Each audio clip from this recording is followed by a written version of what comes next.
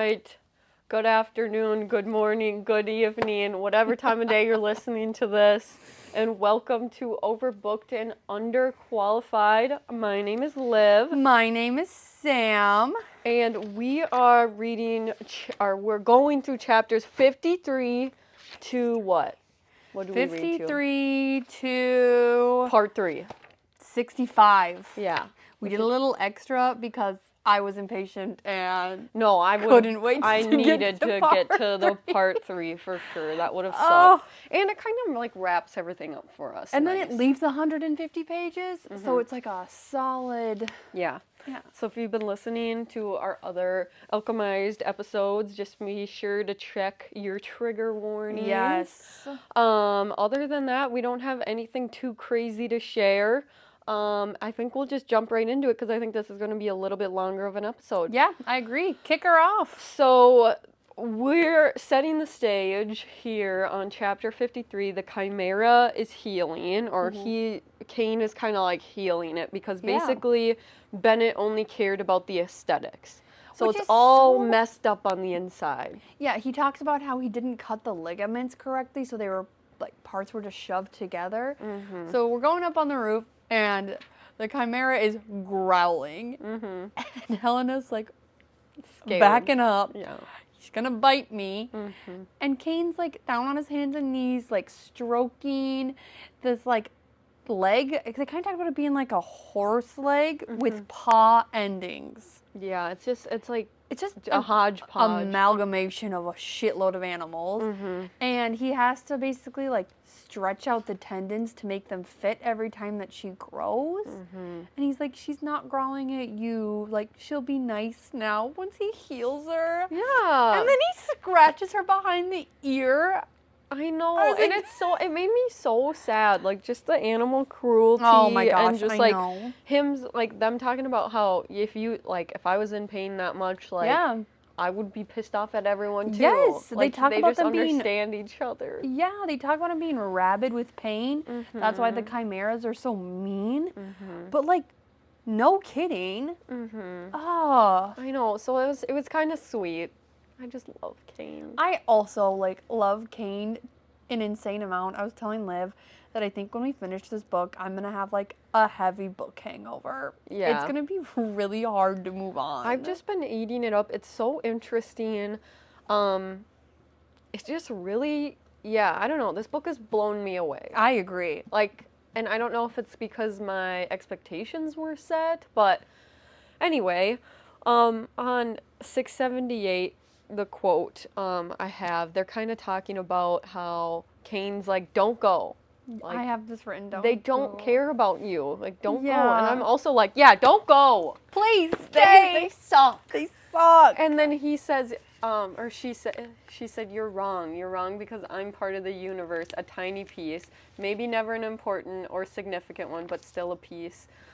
As long as I exist, I will always care, and that means that part of the universe does. Doesn't that make it all a little brighter? Ugh, I know. And she's like trying to be, it's like the trope of like gloomy and sunshine, and I just... She's really just trying to always work for the greater good, but it also pisses me off because... Like, just stay with him. Yes. And like, him saying, don't go, and it says that he said it softly, so I'm picturing like a, don't go. Oh! Like, just team up and, like, avenge everyone. Please! Like, do the Avenger scene, but better with What's the two the of Avenger you. scene? When he's shooting the bullets out of his hand and he's coming through the sewer tunnel thing. Oh! I thought you were Like, talking about, like, straight up Avengers, not... but with Helena. Like, she's in a badass suit. You know, wouldn't that be sweet? It would. So it's very frustrating that we didn't get that. Yeah. But there's still time. There's still time. We have 150 pages left. Yeah, maybe she just, you know, it's fine. Anyways, and then she's always saying, which is a pattern throughout the next thing, is don't die. Don't die. Like, that's their thing. It's like their I love you, in a sense, I feel. But, I don't know. It's just so... Their love is, like, very heartbreaking. Because you already know it's not going to end well. So we finished part 3, and I've been listening to part 1. And now every time, like, they interact, I am, like, devastated. And it makes so much more sense because he's, like, so mad. Think about it. He's thinking that she's dead for 14 months and that he couldn't save her just to find out that she gave up her life for the stupid fucking resistance again. And that's why he's so mad. Which is so fair. And I felt like that. Like, I felt like he was being so he was being evil, but he was also, like, speaking the truth. Like, the truth hurts, man. And then, so we're jumping back to her being at headquarters. Yes. And Crowther has his raisin arm slung back up, not using it because Helena's the one that fixed it, and now she's a necromancer. I rolled my eyes so hard. I think they went into the ceiling. Oh, pissed me off. I was really just thinking, are you kidding me? It's like that SpongeBob. Oh, brother, this guy sucks. It's so dramatic. Just stop. Talk about pick me, girl. This is pick me energy.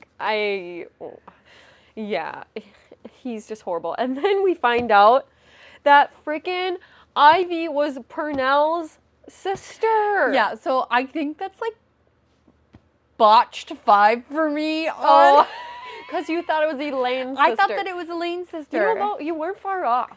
No, and again, I'm not upset about it. I'm just saying I've botched a lot of theories this time around. I think I have too. I haven't really made a lot of theories for this.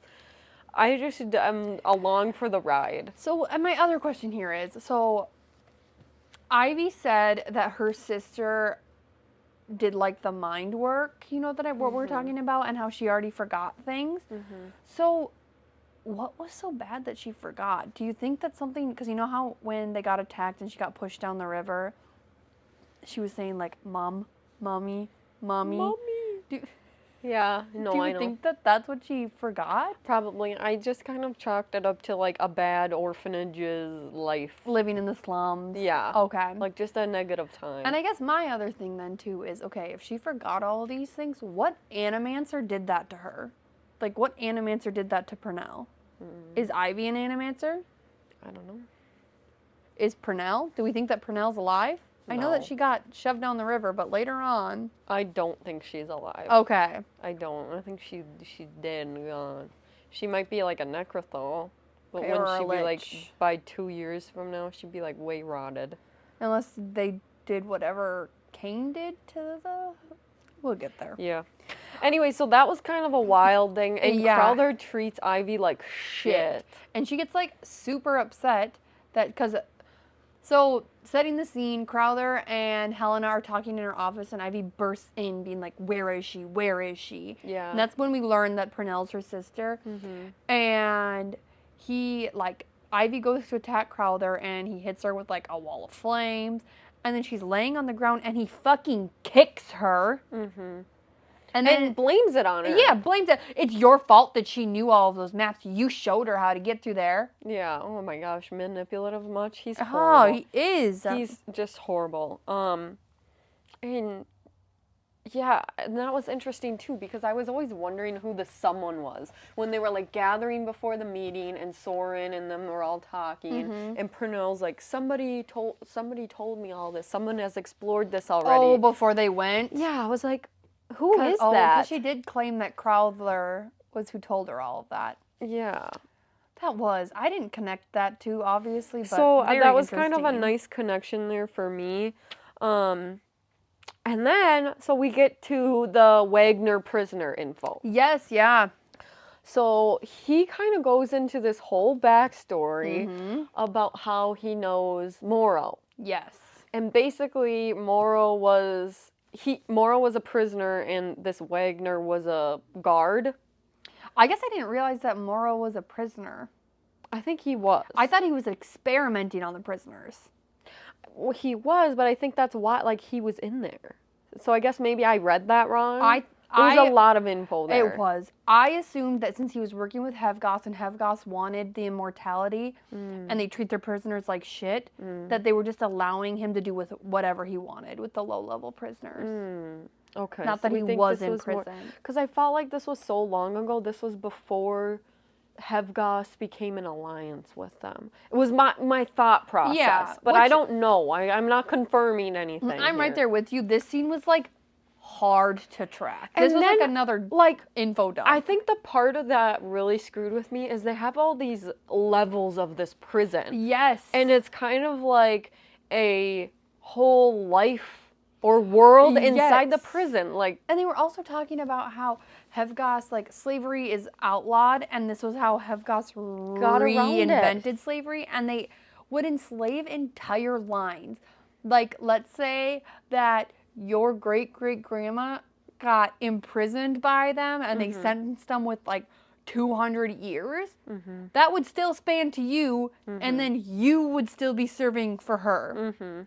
Which is insane. Yeah, it was so interesting. So basically, he's doing all these, he's trying to do the immortality and experimenting on all these prisoners. And basically, Wagner was kind of his right-hand man. Like, he was like bouncing ideas off of him. So that's why I thought that, because since he was a guard, he was the one who always had to escort him, like, or escort the prisoners to him? Yes, that's how I viewed it, is he was bringing the prisoners to Moreau. Okay, so that's probably spot on then. And it was just very interesting. And then the reason why he was captured is because he knew too much, basically. And he knew that he would come for him. He knew the process of how to make somebody undying. And my thought process was, Moreau doesn't want anybody that can compete. Doesn't want anybody that can share the secret, because then Moreau's not special anymore. Yeah, and they kind of formed like a friendship, and like Wagner would kind of give them advice, or like, have you tried this? And it was just very odd. Yeah, and Wagner talked about how when he perfected it, he knew that he had to run.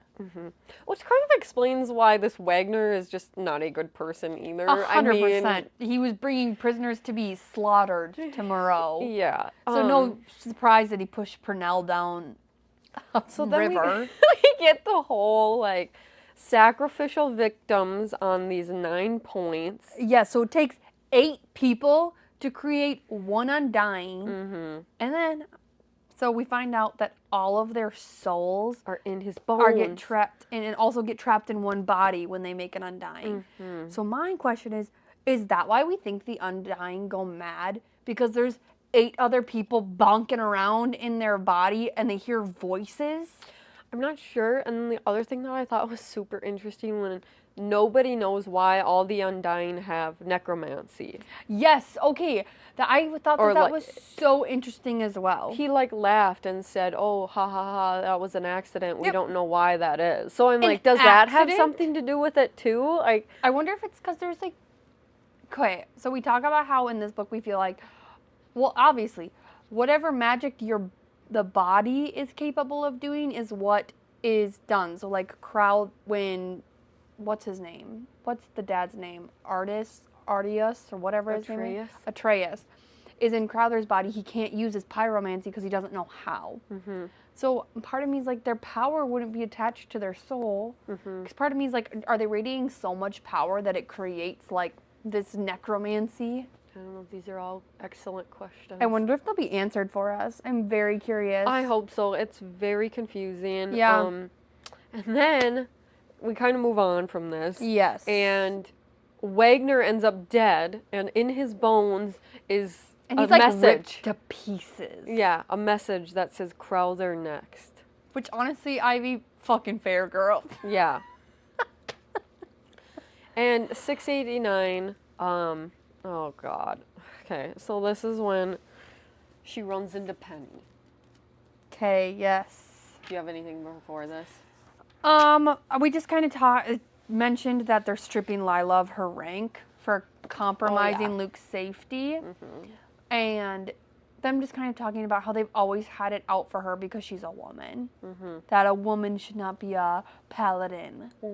And all that kind of stuff. So I just thought that was very interesting, that it finally happened, and they've been pushing for it for so long. So. But again, they're so passive aggressive about it. Yeah, because they don't want to make Luke mad. So she's like technically So they're like still the calling paladin. it something else. Yeah, so Sebastian's filling in, and they're saying that Lydia is still not like healed enough. So I don't know. dumb. It's crazy. So then she runs into idiot Penny on 689. Honestly, I just listened to the scene where Penny rolls by in the wheelchair and says, "You were right." After reading this, I'm like, "You dumb bitch." She's so dumb. So then she was kind of like, "Oh, did you really do it? Did you really do it?" Yeah. And she, Helena kind of tells her, Mm-hmm. Soren said we had to do anything, no matter what it took. Yeah. So she didn't confirm or deny. Because she's not allowed to. And Penny was like, I just feel like you took the easy way out. Like, we took the easy way. And her saying that she can repent for what she did. And Helena was like, easy? She hated that word. And Yeah. I was thinking the same thing. Like, everything that Helena is doing is the opposite of easy. In fact, everyone's so narrow-minded, like, if she wouldn't have done the whatever on The Soren, necromancy, the necromancy, she wouldn't have gone through what she went through afterwards. She No, almost, they like, would all died. they would also all be dead. Like, it was not the easy way. No. So nothing shut about up. it is easy. But I feel like that's how the entire resistance is. Because they're all blanketed in lies, and the only reason that Helena sees through it is because she accidentally found out the truth. Mm-hmm. And It just beyond it made frustrating. me so mad because people keep saying that. If you just believe harder. It's just dumb. Oh. Like, not thanks for saving our lives. Thanks for saving the person that we're fighting for. Like, we can still be sad about Soren and the way he went and whatever else, but let's take a look at everything here. We can be upset that necromancy was used, but like you said, let's take a look at the bigger picture. Mm-hmm. Luke is back. Mm-hmm. He is who is pushing our entire army. Don't tell Helena she needs to repent. Mm-hmm. Ooh. I'm going to pile drive her in the face. Me too. And then look at this next other scene that also made me roll my eyes. Fucking Elaine. Before we get to her, one other thing about the Penny thing is there was so much foreshadowing at the end of that page when she says, Penny, if I thought we'd all die, I wouldn't be so afraid of losing. What they'll do to us if we lose will be far worse than death. Like, there will be nothing purifying about it. Yep. And I really think that's what she was saying, Penny was saying, like, you were right about. Yeah. And the other thing, too, is, like... I wrote that down, Helena telling Penny if we lose, and then after I said, Penny, we should have listened. I want to say this is one of the most frustrating books I've ever read, but, like, I mean, Crown Tide was pretty damn frustrating. This is frustrating in the sense of nobody's listening. Nobody's listening, and we know the outcome. Yes. And so it's frustrating in that sense where it's like, nobody's listening to her. Nobody's talking, like, it's so frustrating that nobody tells the resistance, like, what's going on the other side. Like, hey, they got people in tanks. People are coming back, like, with shrapnel in them and dying. Like, why is nobody scared? I'm right there with you. And the reason that this is how you write good frustrating. Crown Tide, we don't need to talk about you anymore. I'm just saying, like, I'm saying, it's like, so frustrating. it is. But you're because right, it's a different kind. It's like nobody's listening and we're like, she's right. It's like, have you ever seen that meme where they're like banging on the door and they're like, no, as they're doing something dumb inside? Like from that, have you ever, never mind, I'll shut the fuck up. She doesn't know what I'm saying. Yes. I'll just nod along. Oh, fucking Elaine. Yeah. You go, otherwise I might throw things. I hate her. Elaine being labeled resistance lead healer. Head healer, yeah. And then I have underneath, I'm rolling my eyes. She's been here for what? A year? 2 years? But she's doing the work that Falcon likes how it's being done, and she's listening and she's being a good little girl. So she gets a title, and then she's got this stupid, dumb, big amulet. I'm picturing like one of those necklaces from Survivor. So, the tribe has spoken. Yeah, the tribe has spoken, and they picked Elaine, and it was a bad choice. Everyone's upset. Yeah. My handwriting got so bad, and in capitals, I said, Scribbling. fuck her. After everything Helena's done, are you fucking for real? Like, this is me. Angrily. It's like in the Mean Girls. This is the nastiest bitch. Yes. Yes, we need a notebook like that. We need a burn book Elaine, for characters. yeah. Just Helena. Or not Helena. Elaine. She's just on every page. Yeah. Her. Anyways. Moving on. At the end of this chapter, she's just really missing Kane. And just like in his Yes. absence, she felt herself suffocating. Ugh. And I feel like in He's these her chapters, there's everything. so much like emphasis on he is her only breath of fresh air, which is also insane because it's Kane. He's not been very nice. Well, now He's he good. showed his fun pet. His fun pet. His mountain house. I'd be Going hopping back on to our last to game, that. can I pick the Chimera as my favorite pet now? Yeah, you can. Also, did we figure out what the Crescent City pet is? We need to look that up. We'll get answers. Cassie never emailed in. Cassie! Wait, that episode hasn't been out yet, so we'll give her a Never pass. mind, I retracted. I'll yell at you next week. Yeah. Anyways, so then chapter 54, this is kind of my sum up. It Yeah. says, Necrothal speaks, sexy time, rib scars. That's it? That's all you have for chapter 54? No, that's just line 1. Oh, I was gonna say, I've got a whole page. So the Necrothal speaks, so again, we're Yeah. jumping back to part 1. So my first note was like Helena being nervous about seeing Kane because he was so nice last time.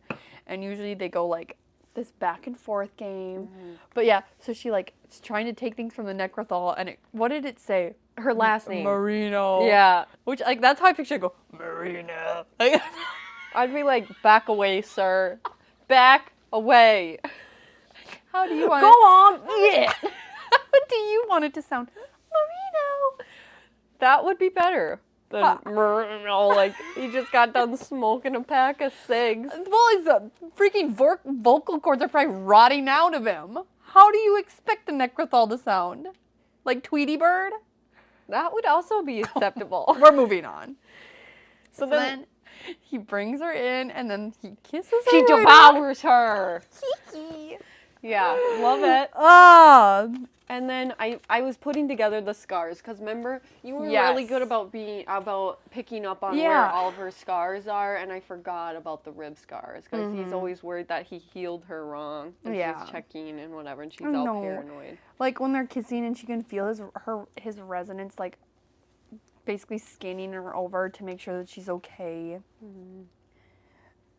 And then her telling Kane about the foraging. Oh, I know. That it's like something she finds so much peace in, and that's like the only time she feels free. And him being like, you can do it after the war. yeah, like, she's trying like, you're dumb. Like, what after war is there? It's so depressing. Because they really like, they don't, both ways that the war would end, it doesn't matter how it would, we obviously know. There's no way that there's a good outcome for both of them. Yeah, and she just, yeah, like when will that be? Yeah. And it's so sad 'cause she's like, I used to go with my father, and it's just like, So he wants to give it to her, but he's also so bad. protective of Oh her. my gosh, I know. I don't know. Then she goes back to headquarters, my least favorite place. And he always says, say the word and I'll get you out. Yeah. I'm like, Yes. stop going back. Please, I'm begging. No, like actually, and later in the chapters, I start to get like really pissed that she keeps going back. Really? I didn't feel Yes. that way at all. Like, I got super fucking it wouldn't feel like upset. her character, though, if she just decided to stay. No, I know, but it still made me upset. She's such a Kane stan.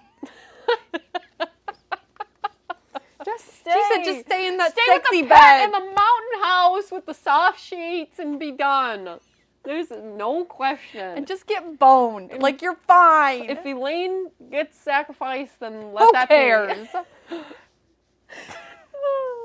No, it's fine. Then she goes back to headquarters and we kind of learn that she's like, what if... Maybe this was before. She's talking about how Crowther intentionally put her names in the logs for going down into the tunnels to torture and heal. Oh. So that after the war, she's going to get in trouble for it. He's literally the worst. The worst. And he's like, oh. The characters in this book keep really competing for my top hated.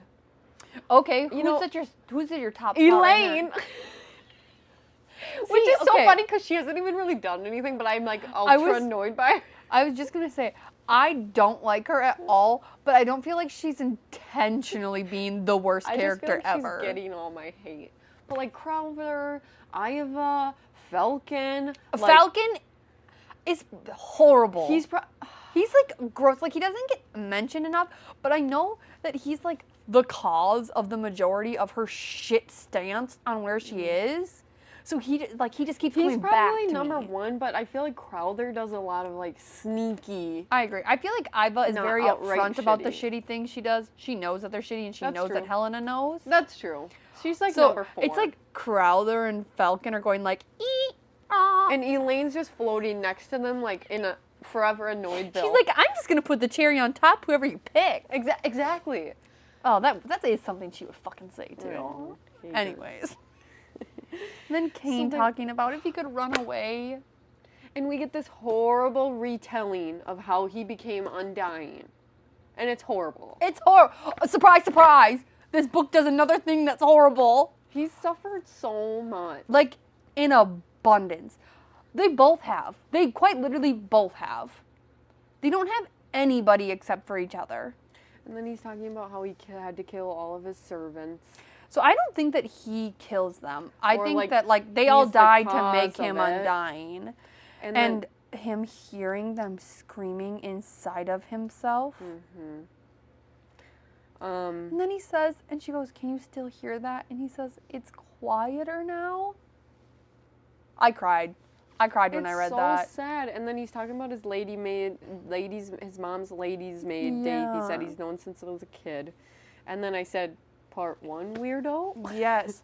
And so, and which is confirmed later. Yeah. I mean, that's not anything. And Helena this is later. Never mind. I'll zip my lips. I'm so bad at skipping around in this book. No, that's okay. I feel like it doesn't really matter at this point now that we're at, like, whatever, but yeah. And then all the Undying needing to die for Moreau to die. So she's just worried about him. Yeah. Because there's no good outcome. Like, to defeat him, Cain has to die, basically. And Helen is saying that she's going to figure out how she can unbind Cain. Mm-hmm. And it just, And she's determined. Like, I believe her because she's real, like, she tries really hard. She does. Then she's getting ready to leave. And she starts to braid her hair. And he goes, I hate your hair like that. And she goes, I can crop it.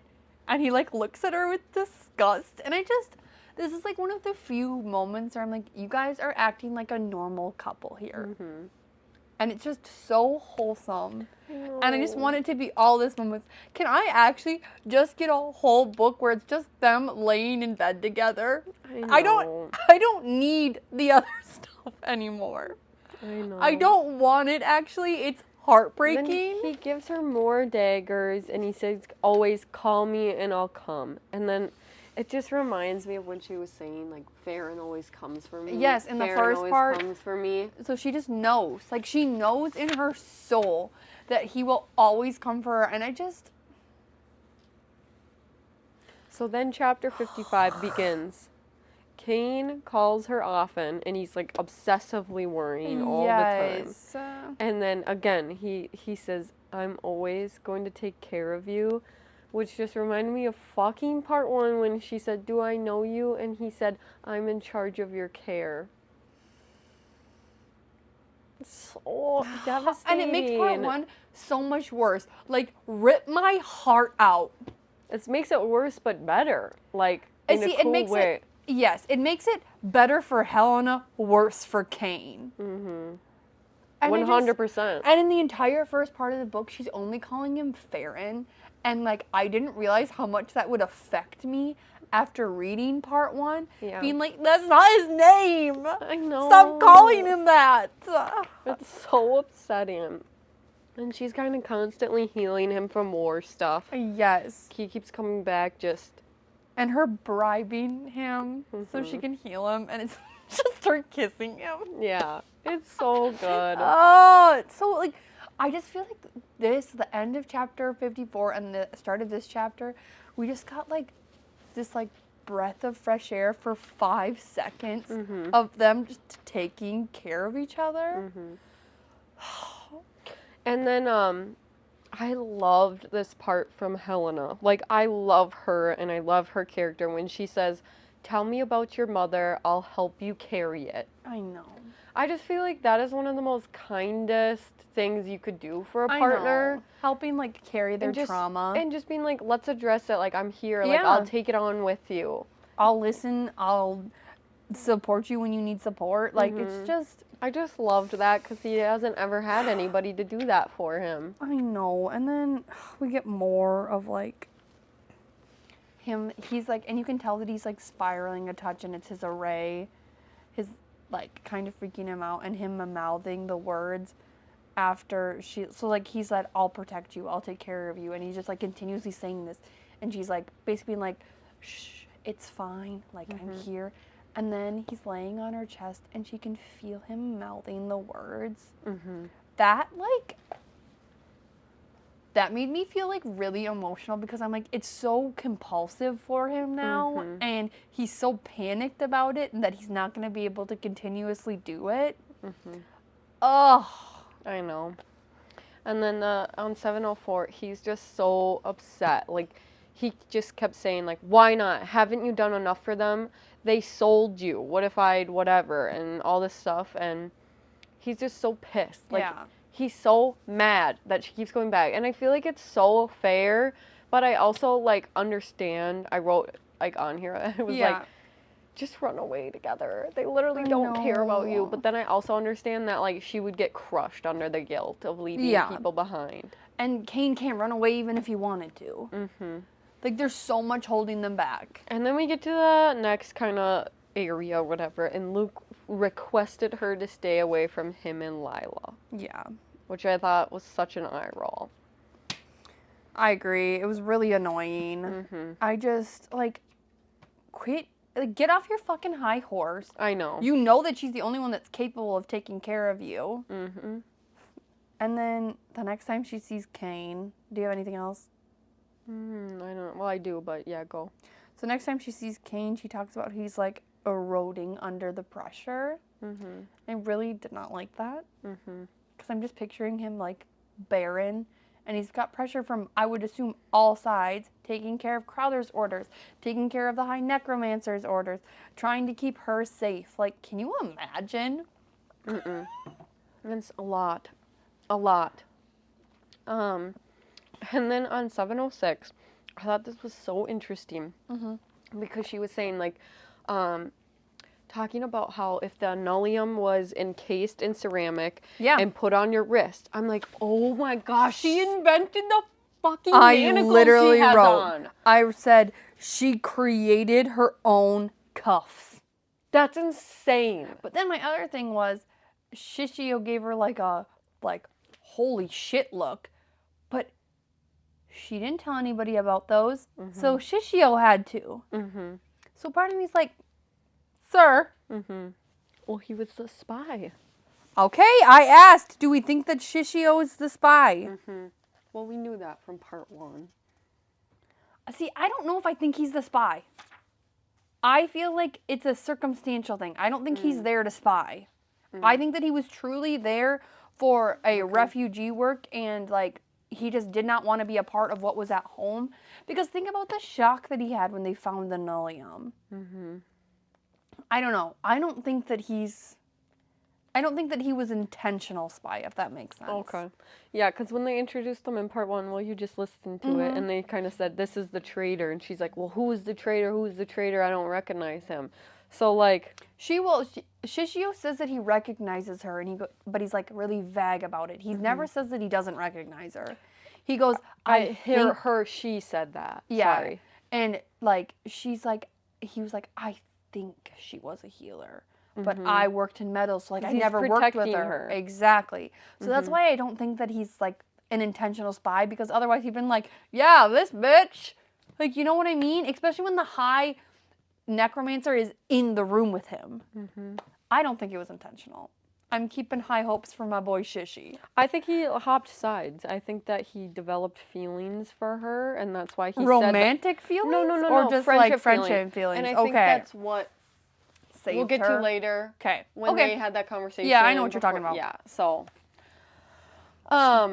But yes, it's unclear. I literally wrote creating the cuffs she wears. Yeah. Which I thought was insane. And then it's so cute because the chapter ends in Amorous, the chimera, snuggling and warming up to her, and they're... See, I don't think it was very cute because the reason she's doing that is because Kane keeps calling her with nullium wounds, and they're basically laying in alleys together until he wakes up. But their relationship is growing deeper. Like, no, and things are progressing. I get that. And then, see, I'm depressing. She only cries when he's unconscious. I know. Because she's so stressed out about him. And if she did it in front of him, it would just cause more for him. So I'm just picturing in this alley with the chimera wrapped around her, Kane knocked out in her arms, sobbing. They're both, like, sacrificing so much for each other. So then chapter 56 comes. Yes. First Nullium bomb in the spring.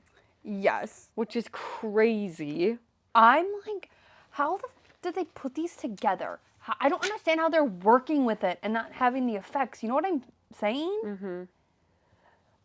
So yeah, they dropped this bomb. And then Luke makes this big speech about soul and... Yeah, and like, I'm not opposed to Luke here. I thought it was very interesting that she described him as shrinking. That he was like a shell of himself. And like, I'm all for it because he's like all of a sudden taken up this huge step and he's like, I'm here to run the council. Yes, he still goes out and fights, but he's not on the front lines 24/7. He's making like a ton of decisions and all of this kind of stuff. So it's very interesting to see him step into more of a leadership role. I agree. I just thought it was annoying that it's like he still like doesn't know about all the shit that was made up before, and now he's doing this big speech on things that aren't even real. You know what I mean? Honest question though, are you mad at Luke for that, or are you mad at the council for that? Because it's not necessarily Luke's fault. I'm mad at Luke for not having a conversation with Helena before he just excluded her from everything. Which that's fair. Like, that's very fair. And no conversation was had about that. And now he's just like spewing shit about... Well, but he doesn't want to talk to her because of the necromancy stuff. No, I know, but I still think that's shitty. I think that that's shitty too, but I'm not necessarily mad at him for trying to like... I wasn't mad about what he did for the army, if that makes sense. Yeah, no, I'm glad he's speaking up. Like, he's speaking up in the meetings and things, and I'm like, it's about fucking time. Like, okay, I got you. But I guess I was just like, okay, we're spewing all this stuff. We have this big fucking speech. Like, it's like, okay, whoop-de-doo. Yeah. Like, this isn't gonna do anything. But they win a battle. They win a district. Like, whatever. And the Eternal Flame is still hiding Lila's demotion from Luke at this point. Yeah, so they're just telling Luke that she's not apt for battle anymore. Meanwhile, she's like fully well and healed. And Helena's just constantly still wondering about the 9-point array that Wagner drew. Yes, like, she keeps going back to that and trying to figure it out. Because what they talk about, that it's usually in 6 and 8, and then pyromancy is 7. So she's talking about how, like, the 9 doesn't even make sense. And the whole time she's, like, working in the hospital, and the Nullium is making the casualty list, like, rise exponentially, because they can't use their resonance to heal them. The people can't use their own resonance to heal them. And now the people are just, like, slowly dying too. It's not like the ones before it was like you either died right like when you got there or you were good. It's like this slow death. Yeah. Which I can't imagine how much of a toll that takes too when you're working in the hospitals. Oh my gosh. Yeah, and so she's kind of experimenting with already dead, dying patients. Like, on connecting their souls to different, like, metals and stones and things. Yeah, which I think is very interesting. Yeah, and then this is kind of where we get, like, the first dose of her trying to bury her memories of Soren as well with her animancy. like I said, Helena trying to like catch the energy a person lets go when they die. Which I think is so cool. And it's like, Yeah. you might as well. Like, you have to do something to save Kane. She said she would. Yeah. Like, she is just crushing it. Yeah, I Like, agree. I trying thought to it was work on so it. interesting, and her finding like all these little like scrap metals to make it work. And then this is where we find she finally gets it right, and she traps the energy into the obsidian. And obviously, in part 1, we learned that obsidian kills the undying. Yeah. And she's like running back to her office Yeah. to check on the stone that she was all excited about, and fucking Lila's there. And crying. this is the scene Yes. where she was crying, saying everything's a lie. I made a mistake. When I tell you, I don't even think livid describes how I feel at this scene. Because she's a Vivamancer. Because she's a Vivamancer. Lila's a Vivamancer. Or because she's pregnant. The pregnant one, whatever. The Vivamancy? Luke's paladin is a Vivamancer. And it just gets worse from there. Yep, it just continues to get worse. So she's a Vivamancer, and the only person that knew was Soren. And he told her that she can't tell anybody. Like, her parents don't even know. Quite literally, nobody knows. I said the fucking irony. Yeah. And I said, no wonder Soren wasn't that bent about necromancy. Yeah. Like, that makes sense now. Yep. And how, again, these people, I had so much like, Lila's trying, Lila's this. And the only reason that she's like staying in an olive branch is because she understands how it feels. And Lila's like, I couldn't have been a healer. It wouldn't have ever worked for me.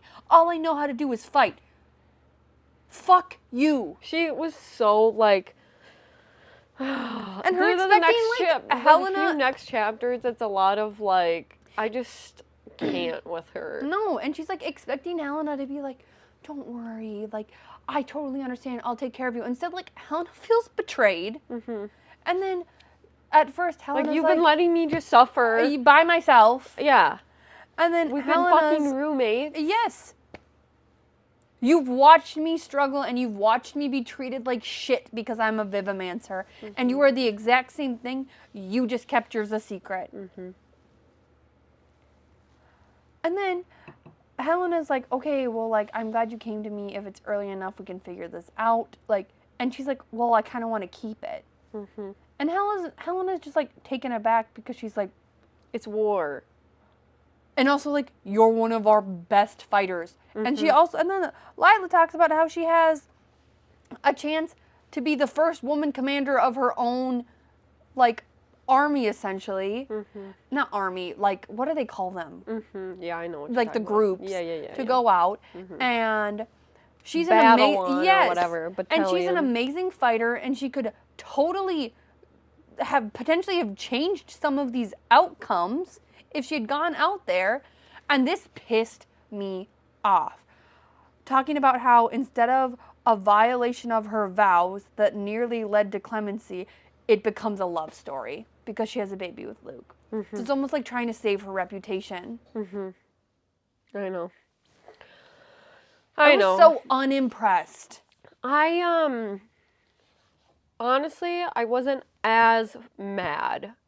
I was more kind of sad that she's also been just as internally alone as Helena, but like she had Soren and like Luke. she had Luke, but never like told her that. So I guess I was like, I kind of got where she was coming from a little bit, like with like she was able to hide it.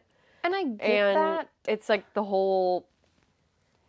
people who, like, they're under the fucking eternal flame. Like, Yeah. they're the reason why they have to fucking hide these things and why they, you know what I mean? So I guess I wasn't like, but I was pissed about the irony of it because it's so ridiculous. And she's supposed to be Helena's friend and, like, trust her and all these things. And, like, she's only now confiding in Helena because A, she's pregnant, and B, the only person that knew is now dead. Yeah. Like, it's almost like I just needed someone to turn to, and, like, you were convenient for me. Because then Helena can also make it so she's quarantined with whatever bog cough. Mm-hmm. So it's just like something that's just It's definitely frustrating. it feels like another person that's using Helena. Mm-hmm. I wasn't as mad because I feel like she has tried to be there for Helena more than anybody else I in her own agree. way and try to relate to her even without exposing like that secret. Mm-hmm. And it's sad to see her hurting so much over Soren and just like the heir thing, like, well, like my, if I don't have this baby, we're never gonna, like, our family line isn't gonna, like, we're never gonna have an heir. Which- And so, like, I kind of was feeling a little bit more bad for her. I wasn't mad about the baby. I totally get that. Like, and like, it's not like her and Luke don't actually love each other. Like, this has Right. been a thing that's been going on I was not mad about the baby. And I understood wanting to keep the baby as well. I was more of just like frustrated in the sense of it's convenient for you to tell Helena now. And again, you know that Helena has the connections to make it so like this can be a secret for however long you want it to be a secret. So that's why you're going to her. You're not going to her because you need a friend to confide into. Like, that's just what it felt like to me. Okay. Yeah. And- I didn't take it as that way as much. I didn't think it was as convenient. I feel like it's like, I don't know. She like trusted Helena to be like a good friend when she needed one. Yeah. So I don't know. But it's shitty. Yeah. I mean, like, it just sucks. But 100%. But also, I wasn't surprised. Everybody is lying. Like, literally everybody in the Eternal Flame. Like, from fucking chapter 1 of part 2, like, the passive, aggressive secret keeping. You're right. You're 100% drives me right. insane. So I think I'm, like, desensitized by this point. Which is fair. And again, I also do feel bad for Lydia. She has also gotten the shit end of stick on a lot of things just because she's a woman. Yeah. So I get that. Yeah. I was more of just like, of course, we're putting another thing on Helena's plate. Yeah. Another thing Yeah. that she has no control over. And also like, oh, it just felt so... And then they tell Crowther, of all people. Like, that's their most trustworthy... Which, that also just shows the Eternal Flame's hand. Nobody is worth telling shit to there because they all suck. Exactly. It's so frustrating. Like, why are you still fighting for this side? And this is kind of when she talks about how Iva isn't doing very well anymore. Because she was like... Unpredictable. Yeah, because when Helena told her that they had to go to Crowther, she's like, anybody else. And she's like, well, I'm sure shit not going to Falcon. Yeah. And Iva's unpredictable right now. So... Yeah. And that was kind of the first mention of like, so Luke's finally stepping up, and maybe now Iva's just kind of, she's old. She needs to go. Yeah. I was also very suspicious. I'm like, what the fuck's going on there? I have a note somewhere. I don't know where it is. I might be skipping ahead. So then we move on to chapter 57. Yep. And Lila has the fucking bogue cough. Whatever.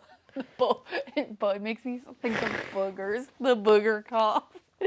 And Pace is having this conversation with her. Yes. So Helena's like trying to be stealthy and read books about pregnancy, which, did you know that it's the same book that Farron gave her in the part 1? Yes, I said, ask Sam if it's the same book part 1 and confirm. It is. Yep. And Pace comes up behind and she's like giggling, kind of joking, being like... Giving her the birds and bees talk. Yeah, being like, you wouldn't be the first to get pregnant during war. And then Helena's like really embarrassed and she kind of blurts out that she's sterilized. And Pace is like shocked because she's so young. She's like, they wouldn't make you do that. And here we are. And then Helena's saying, I will probably die young, so I'd be a terrible mother. And then Pace saying, was your mom a terrible mother? I wrote, Helena hates people telling her, like, the truth. Yeah. I mean, she does not take it well, and I also hate it's fine, I'm fine. I know. Like, no, it's not fine, No. and no, you're not fine, and you pretending like everything's Yes. okay. It comes out later. Like, this is why Yes. you're, like, so drained all the time. And her Pace just being like, and her being like, how dare you? And Pace is being like, no, like, Yeah. think about this situation. Yeah.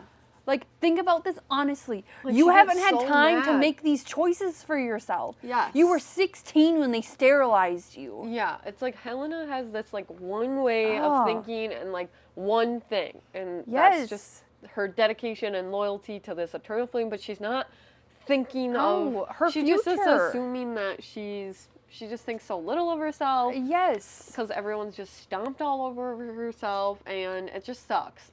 I Yeah. got so mad because Pace was so right in the scene. Yeah, and then Pace says, because Helena, she's like, you haven't even gotten a chance to be alive. And she goes, it feels like I'm living a lot right now. And she goes, being alive is not the same as living. Mm-hmm. And I just, it's just so hard because I'm so frustrated. Mm-hmm. So then she runs into Mandel. No. Yes, okay. This is the first time we have seen Mandel. And Mandel plays a very big part because Mandel's who puts her in the tanks, the stasis tanks. Yeah.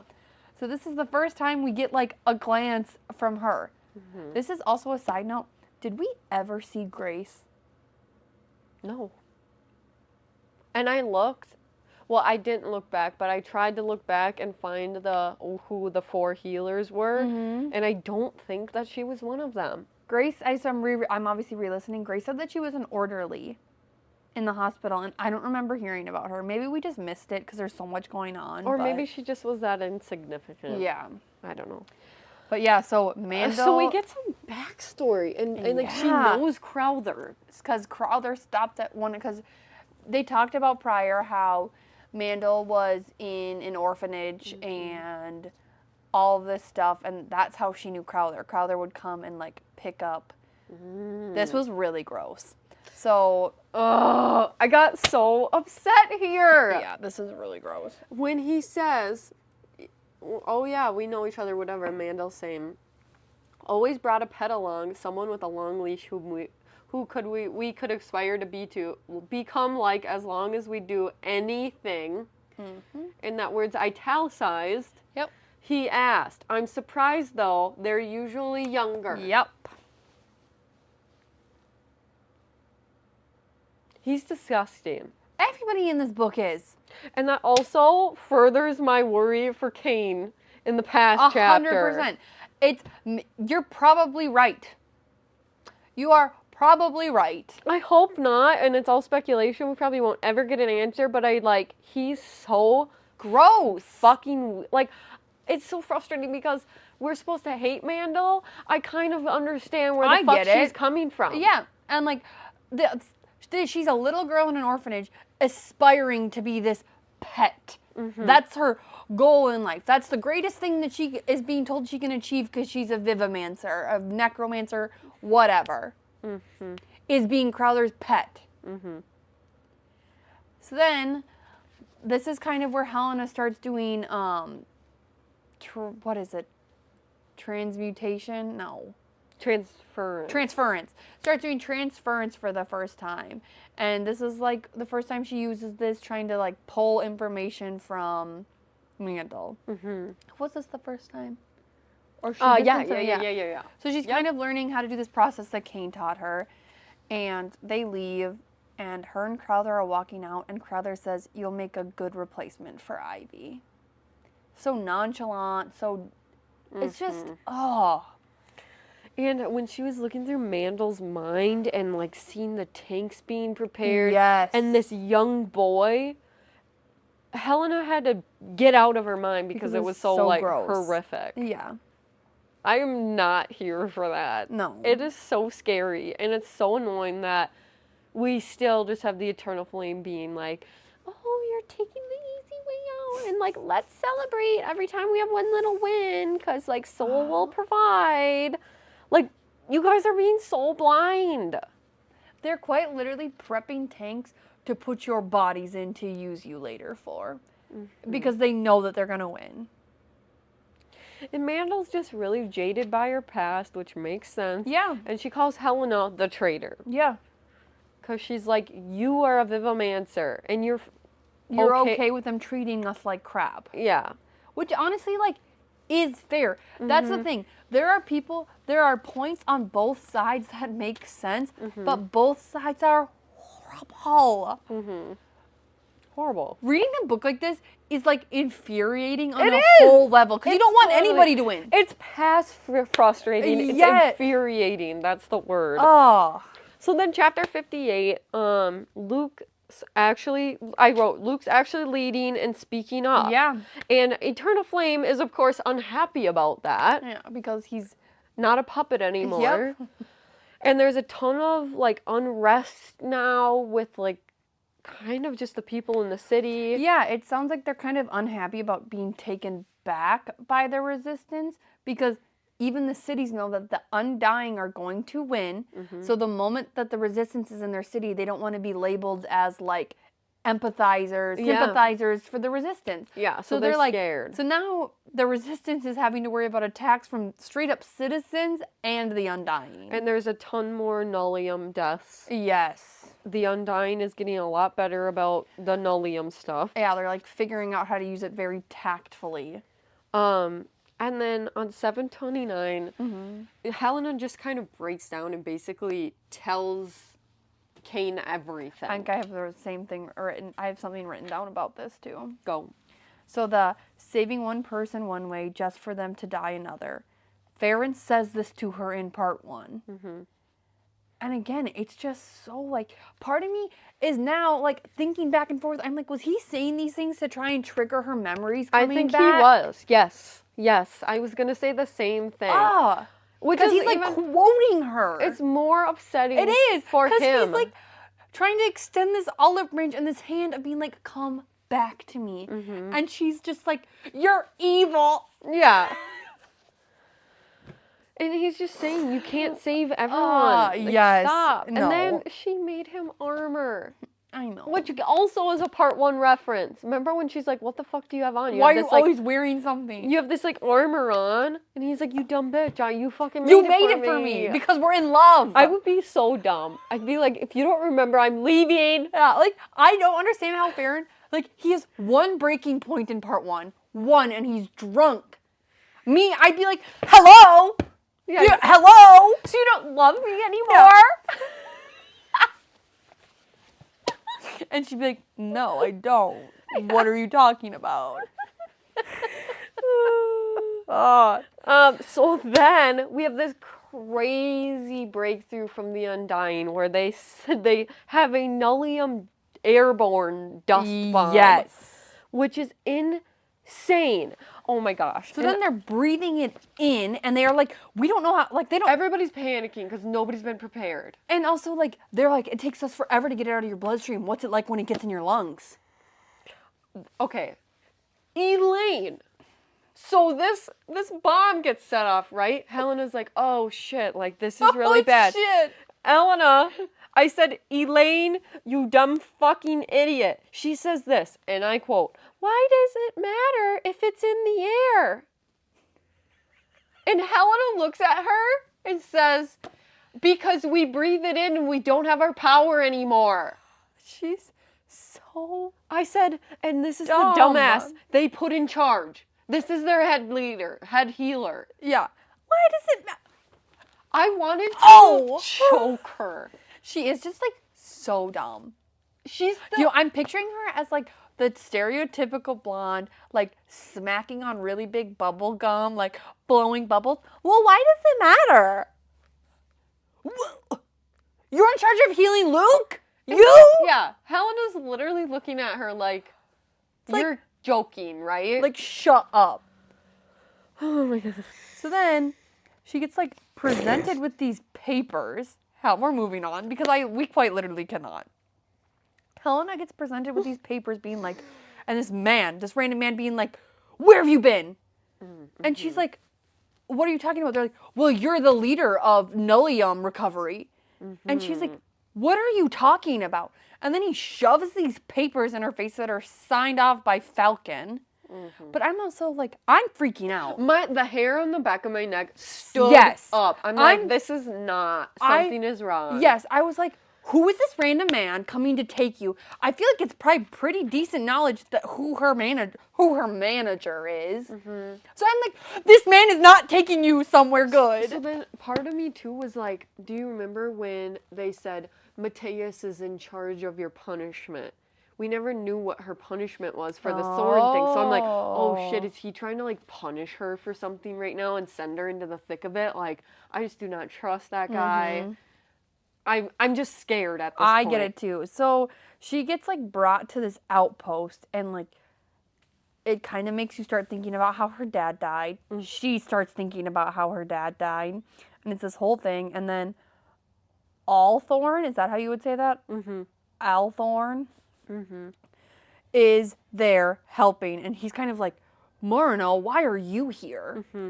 And she just like kind of steps into this role, and it's like, okay, I have to be a leader, so like let's start figuring this out. And there's everybody in that tent is just a lot of them are. It's just a negative time. Yeah, they're basically dying slowly in this tent. Yeah, and it's just bad. And honestly, Althorn does not seem too bad here. Like, I honestly was like, I wish we would have gotten more of you. Same. He was I thought like the same really thing. honorable. He was really level-headed. Yes. And like Helena could tell that he was hurt. And he's straight up. That's when they find out how bad things actually are. Helena's like, well, when's our backup coming? And he's like, there is none. No, like and they're I'm not like, coming. thank you for telling the truth and being straight up about the situation. Like, yeah, and he's like, they're not coming because they can't be exposed to Nullium. And she goes, okay, well, like, I need to heal you. And I wrote this line down. My men are in the rubble, buried and suffocating because I sent them here. And he's like, you're not healing me. I'm going back out there to recover as many people as I can. And he basically just like stalks off. And then those alarms start going off. Or was it whistles? Which are meaning that the Necrothals are coming in to take the bodies. To take the bodies to create more dead. So she's like, all right, I'm stepping up. I'm taking care of this, getting things in order. And now she's ordered all of the lorries to start getting filled up with the patients and the dead bodies. And be like, bring them as close to headquarters as you can. They can't have our dead. Yeah. We'll figure out how to dispose of them or burn them later, but like the farther away we get them, the better. So they're loading them up.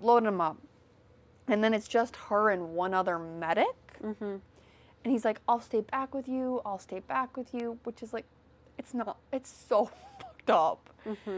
And she's like, no, I'm in charge. You get in the lorry, they'll come back for me.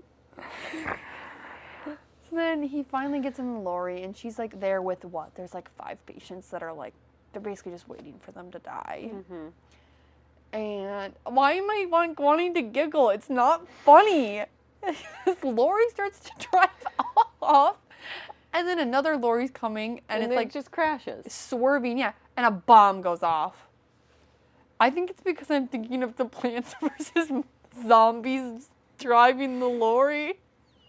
You know what I thought of? I thought of, you know, in Fourth Wing, this is a little small spoiler for Fourth Wing. When they're it's like book 1, they're walking across the parapet, and we kind of start to like this Jack guy, or whatever the fuck his name is, and he dies. He falls off the parapet. He's talking about his girlfriend. He's like, my girlfriend's gonna be a scribe. I was like, oh, this guy's so nice, and then, no, he's gone. He's dead. I don't feel this way anymore. I was really, really mad, I guess, in this chapter. I wrote, so done and mad in capitals. This was like in the middle. And I just said they're always so far behind. Like, when this Nullium bomb went off, like, you guys... Their windows are wide open. Like, nobody is doing anything. And then, like, even with them being like, here comes the whistles, like, the Necrothals will come and grab all... And nobody's doing anything about it. Which is so fair. And like, she's like, It's so frustrating because it's like, no wonder you guys are losing. You're not even trying. Yeah. Like, they are just sitting there saying, like, Soul will provide. And, like, actively losing. And, like, actively having people die. And meanwhile, people like Althorn are, like, in the thick of it. They know what's up. And nobody fucking cares. And, like, this is the first time Helena's been to a field med since her dad died. So 5 years. Like, where's Mateus? Sitting on his moldy ass somewhere. With his thick saliva. Like, It's so frustrating. No, it is. It's so fucking frustrating. They're always a step behind. I totally And get I it. was so mad because on 7:35, Helena said she was not the kind of person that anyone believed in, and standing covered in dust, soaked in blood and gore, it was not the time for it. Because she just, like, didn't know how to be a leader. No, Because nobody's ever listened to her. no one ever listens to her. They made fucking, why does it matter if I breathe it in? Head healer. No wonder they're Shut losing. up. It's so obvious. Everyone No, has their it own is. agendas. Like, It 100% is. nobody is working together. Nobody is. I can't.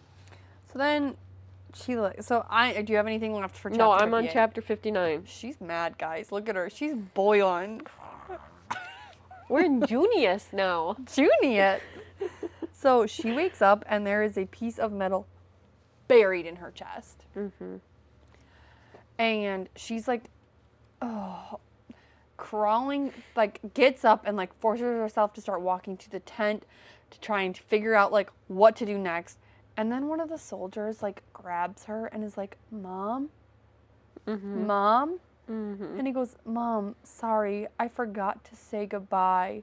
Sorry. She's got fucking metal through her sternum, and she's still thinking of others. Other patients. Yeah, he grabs And her then- by the wrist and she's trying to like calm him, being like, it's okay, you'll see her soon. And he keeps like twisting her wrist. And she's like, I'm gonna black out. She just starts working on drugs. Yep. Like, she injects herself with these drugs, and she just starts working. Yep. I'm like, what are Ma'am. you doing? And her talking about how she really wants to cough, but she knows if she'll cough, she's gonna pass out. Can you imagine that? You're in like a dusty, there's nolium all up in the air and you can't cough. All I could think of here was like, Kane's gonna be pissed at you. And then I was so frustrated too, because I'm like, use your ring. Like, she's dying, Yeah. and she knows like more resistance people aren't coming. And then I'm like, oh shit, she's got no resonance, obviously, because of the nolium bomb. And also though, if she used her ring, he doesn't know where she is. I know. Like But he would have gone to still. one of the rooftops. Mm-hmm. So Kane ends up does saving her. yeah, Kane And does he's big save her. mad.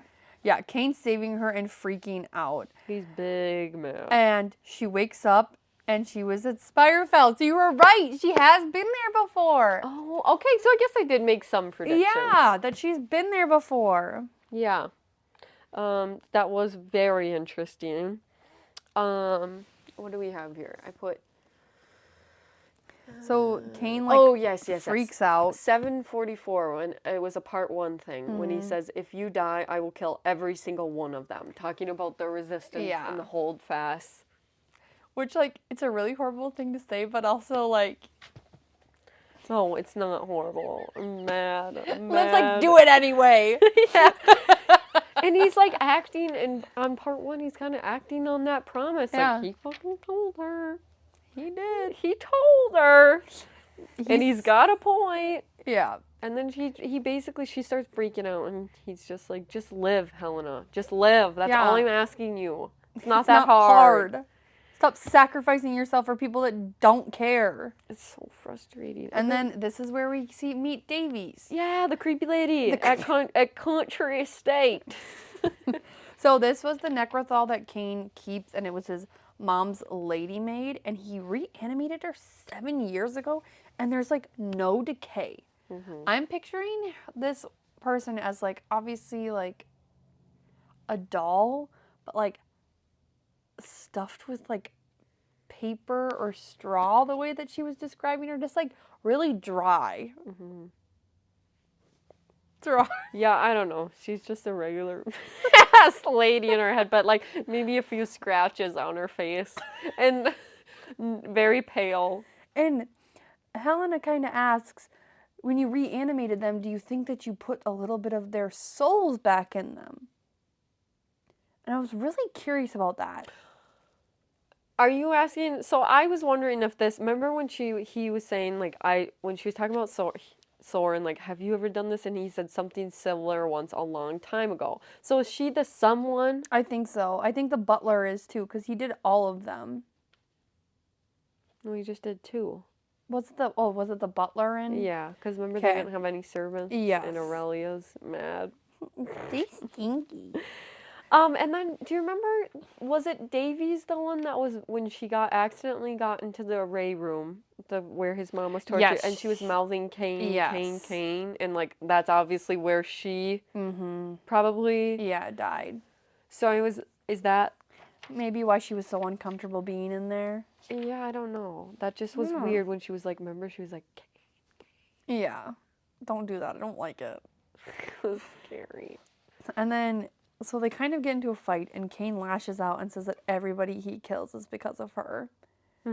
And, like, come on, dude. Read the crowd. She freaks out. It's like the worst thing you could have said to her. I don't know, you dummy. Doesn't he instantly take it No, back? he does. He instantly takes it back, but, like, You said it. late is played. You said it. You said it. I know. Yeah. And then, like, I kind of figure it out and iron it out, and she goes, you should be a healer. Like, you have a talent for it, although your bedside manner is terrible. I know, and doesn't he say that in part 1 too?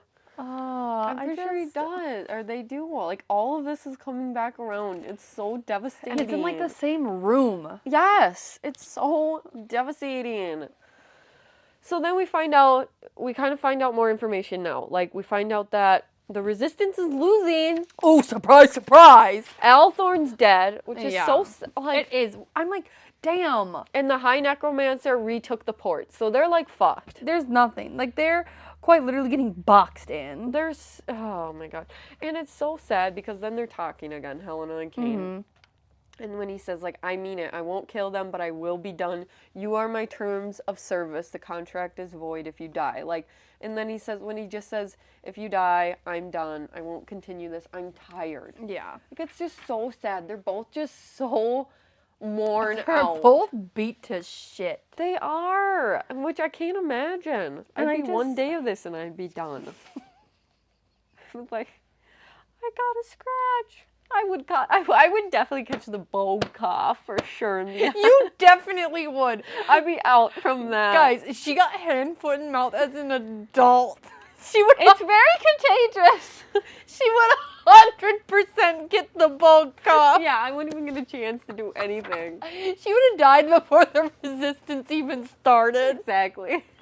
Which maybe is for the best. Probably. And then I just took a note of, like, she used to be there for at least 3 weeks to recover.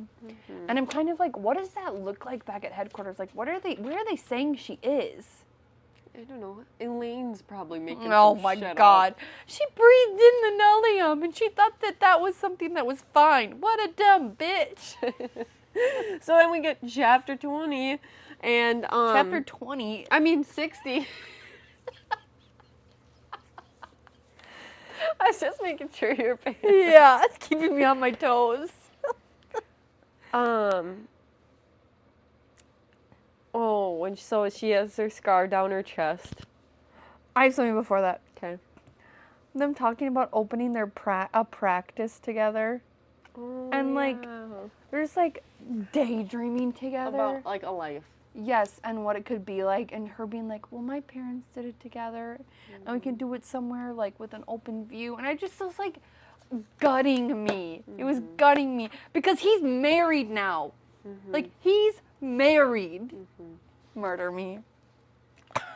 I was also wondering here, before we get to the scar Yeah. thing, I was wondering, like, who sent the man? Like, who sent the man to send her out into the field? Like, my guesses were Falcon and Morrow, because they were saying he was paranoid, that Morrow was getting paranoid and I think it was Falcon. Okay.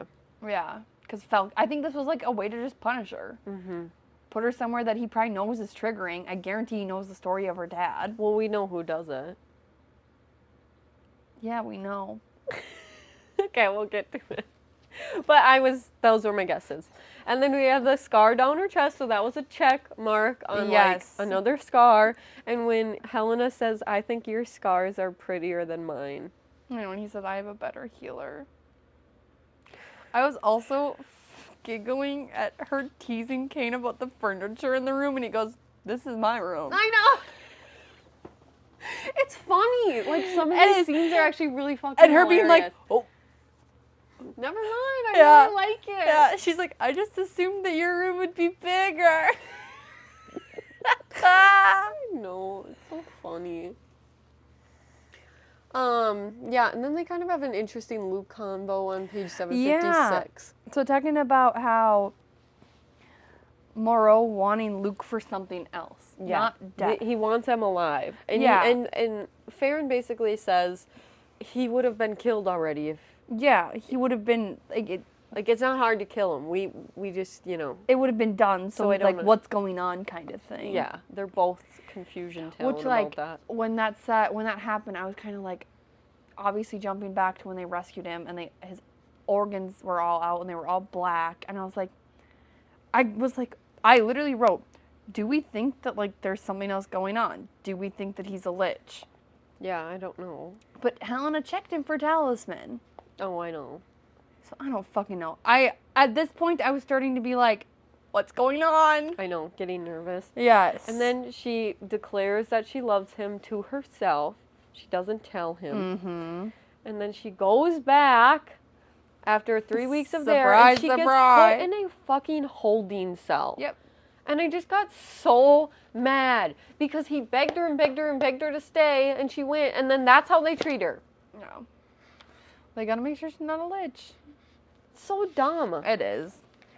And then she finally goes and sees Lila again, and she's progressing well. Yeah, and Iva's dead. We find that out. Which is crazy. Which I was like, what the fuck happened there? So fast. And I wrote under, I said, Iva's dead. This feels weird, question mark. I was like, huh, that's weird. Maybe that's what line does to you, premature death. I felt really skeptical about it. I felt like something was not right. I did not know who, what, where, but I suspected foul play. Oh, and before this, and before she left, when she was all self-conscious about her scar, I know. and we get a possessive Cain, and he's all like, "You're mine.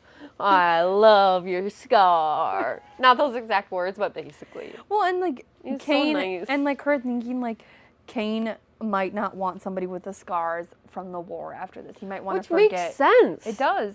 You don't want something that's like physically visual of like the worst time of your life, and then him saying, "Do you see my scars that way?"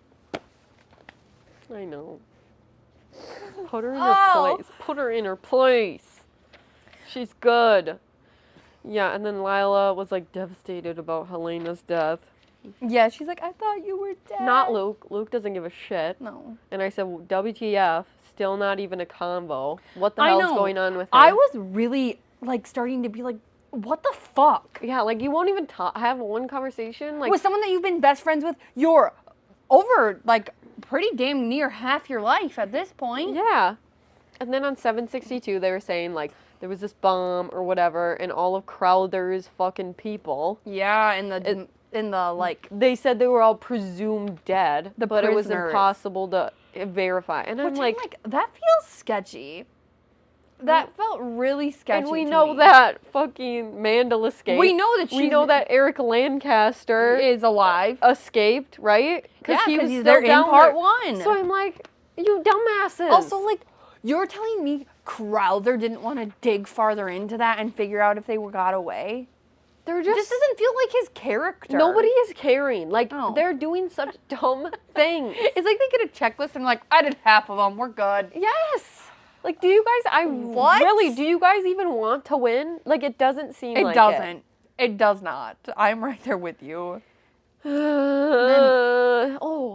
go. This is my last note. Do you have a bunch more on the book? On this? Kind of. Well, okay. Helena creates the obsidian. Yep. Theory, and she gets used and abused per usual. And I liked that she stood up to Crowther a little bit about Cain. That's what my note was. Helena finally knowing her worth when bargaining with Crowther. Yeah. Like finally being like, you need me. I'm basically the last bargaining chip you have, and the council doesn't like you. I put everyone is losing it and losing hope. Like the conversation that they're having, they both just sit down and they're like wore out. There's none of this like calculating anything. They're both just like, what do you want? Yeah. Now what? That's the vibe. It literally is. It sits down and be like, what's next? And they give credit to Crowther and the others for the obsidian, which pissed me off, but it was actually a blessing in the end. It was. But I'm like, of course. She won't ever get credited with anything. She's not allowed to get credit for her healing in her files. She's not allowed to get credit for all of the work she's doing as a spy. And last but not least, the weapon that's like making them get some ground back in this war doesn't get credit for it. But you know, Helena did it. So, Which goes back to part 1 when Stroud's saying, "Why aren't you on anything?" yeah. Like, did you even do anything? Yeah. What were you doing? And she's like, I don't know, I guess not. Yeah, I'm a piece of shit. I wasn't on I'm quite anything. literally the worst. Everybody hates me. Oh, it's so frustrating. It is. And then, and even worse, they call it holy cleansing fire was the reasoning for this obsidian thing. I know. Because they killed the Lich, which was huge. Yep, and for they the also, resistance. And that was the other thing too, that they're like making this now, and she's like, "Is this the chapter where they're talking about making the actual weapons, or is that later?" Later. Okay, then never mind. I'll shut my little mouth. Oh. So yeah, they're all like, "Oh, it's the holy cleansing fire." Like, no, it was Helena. You dummy. Like always. Like always. And then they have this horrible back and forth with Helena and Kane, and they're basically just waiting for the other one to die. Yeah, they're both freaking out and being like, "What the fuck am I supposed to do?" So chapter 61 starts, and basically subjects are dying from Helena's transference. Like, she's figuring out the fevers, and she's kind of like talking about the Helena of 2 years ago would not recognize herself. Yes. And she feels like she's just kind of like downward spiraling in a sense, but really like being open, and this is what the Eternal Flame needs, and I'm going to be what they need. Like she always is. And like you said, like she's kind of figuring out that the big transferences leave these fevers with really high grade things. And again, it goes back to chapter 1. It goes back to part 1 where Kane has to do these small increments of transference. Otherwise, it causes too much damage. Yeah. So she's really learning the process and how to extract information well. Yeah.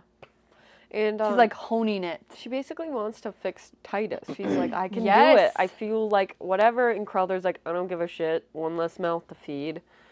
And Luke tweaks out. Even though Rhea was like interested. She basically was thinking, we have nothing else to lose. And also just like, again, they are struggling. They don't have anybody to be the general right now. Titus knows all of this stuff. He was a huge general before this. And Helena's like, this would be such an advantage for us. And Luke is like, that's all you see him as. Oh, God, I was You did this to mad. him and that's all you see him as? And I was like, what do you mean? And I'm like, why are you storming in? And like, then Rhea's like, yeah, no, we'll pass. Yeah, and then in between Helena thinking she can heal Titus and that scene, she gets like an abrupt note that Kane is going to have Goss. And it was just like a can't see you before I go kind of thing. So she's panicked about that on top of this. But that scene was so weird to me. Luke being like, that's all you see? She didn't say that. No, I know. And if Luca knows her for who she is, he knows that she's been eating herself alive about Titus for the past umpteen years while he's been like a toddler in a man's body. No, I know. He's horrible.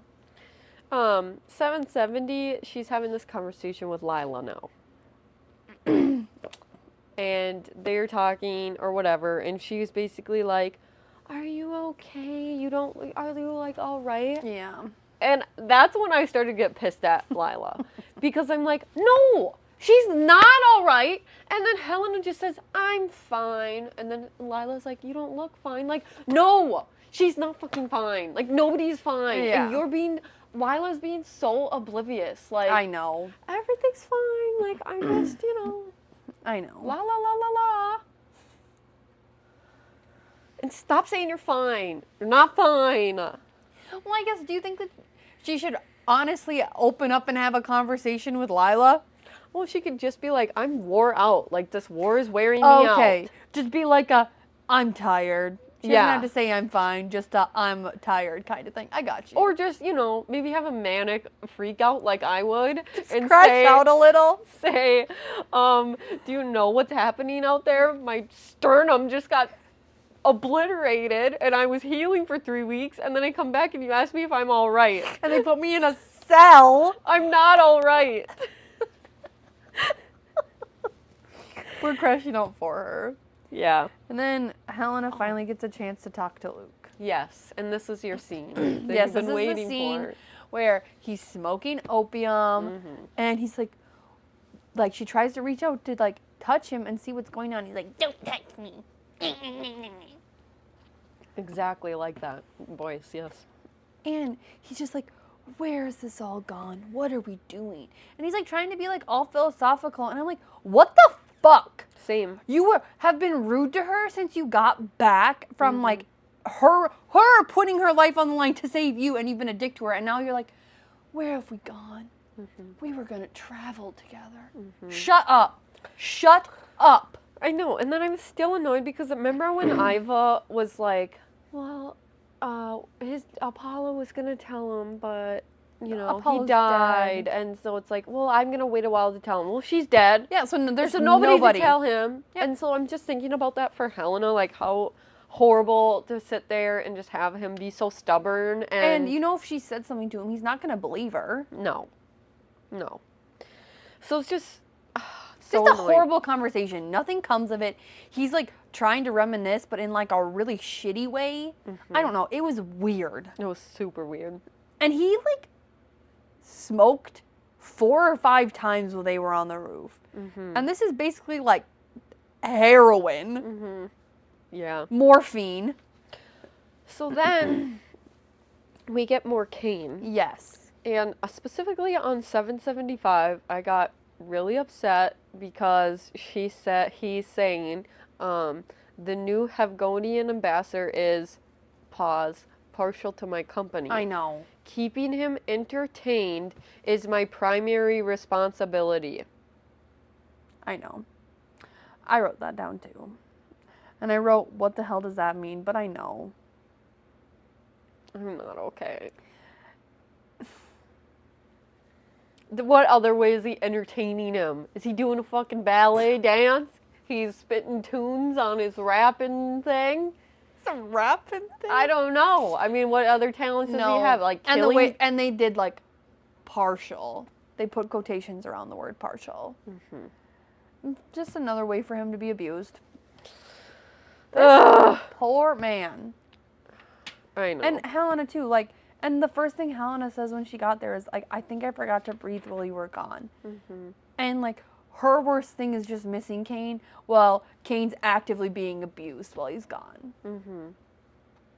Not that Helena's isn't bad too, but like, I mean, she's shit. abused in like a more mental ways, and Like, neither of them can catch a break. No. Their lives are horrible. and they're fighting. Like, Yeah. the tensions are high, and which makes sense. Like, I would also be fighting with constantly. Yes. Like, Because how can you have anything that feels like, how could you go through someone being partial to you, your best friend trying to reminisce with you but won't let you heal him, and then being like, hey babe, how was your day? I would also be, So I get it. Oh. And like, again, we get the don't die, you're mine, whatever. This is a Yes. very repetitive thing. Then we jump to chapter 62, yes. and we're in Augustus. So Oh. they're talking about how it might be good if, Crowther wants Luke to go to, is it Novice? Yes. Novus? Yep. To negotiate. Yeah, And basically just kind get of an be ally. like, yeah, be an emissary, and it'd make a really big stance if he was willing to travel. And Luke's like, I'm not going. Yeah. I'm staying here. I'm not going. Yeah. It doesn't give it, like, there's no open to discussion.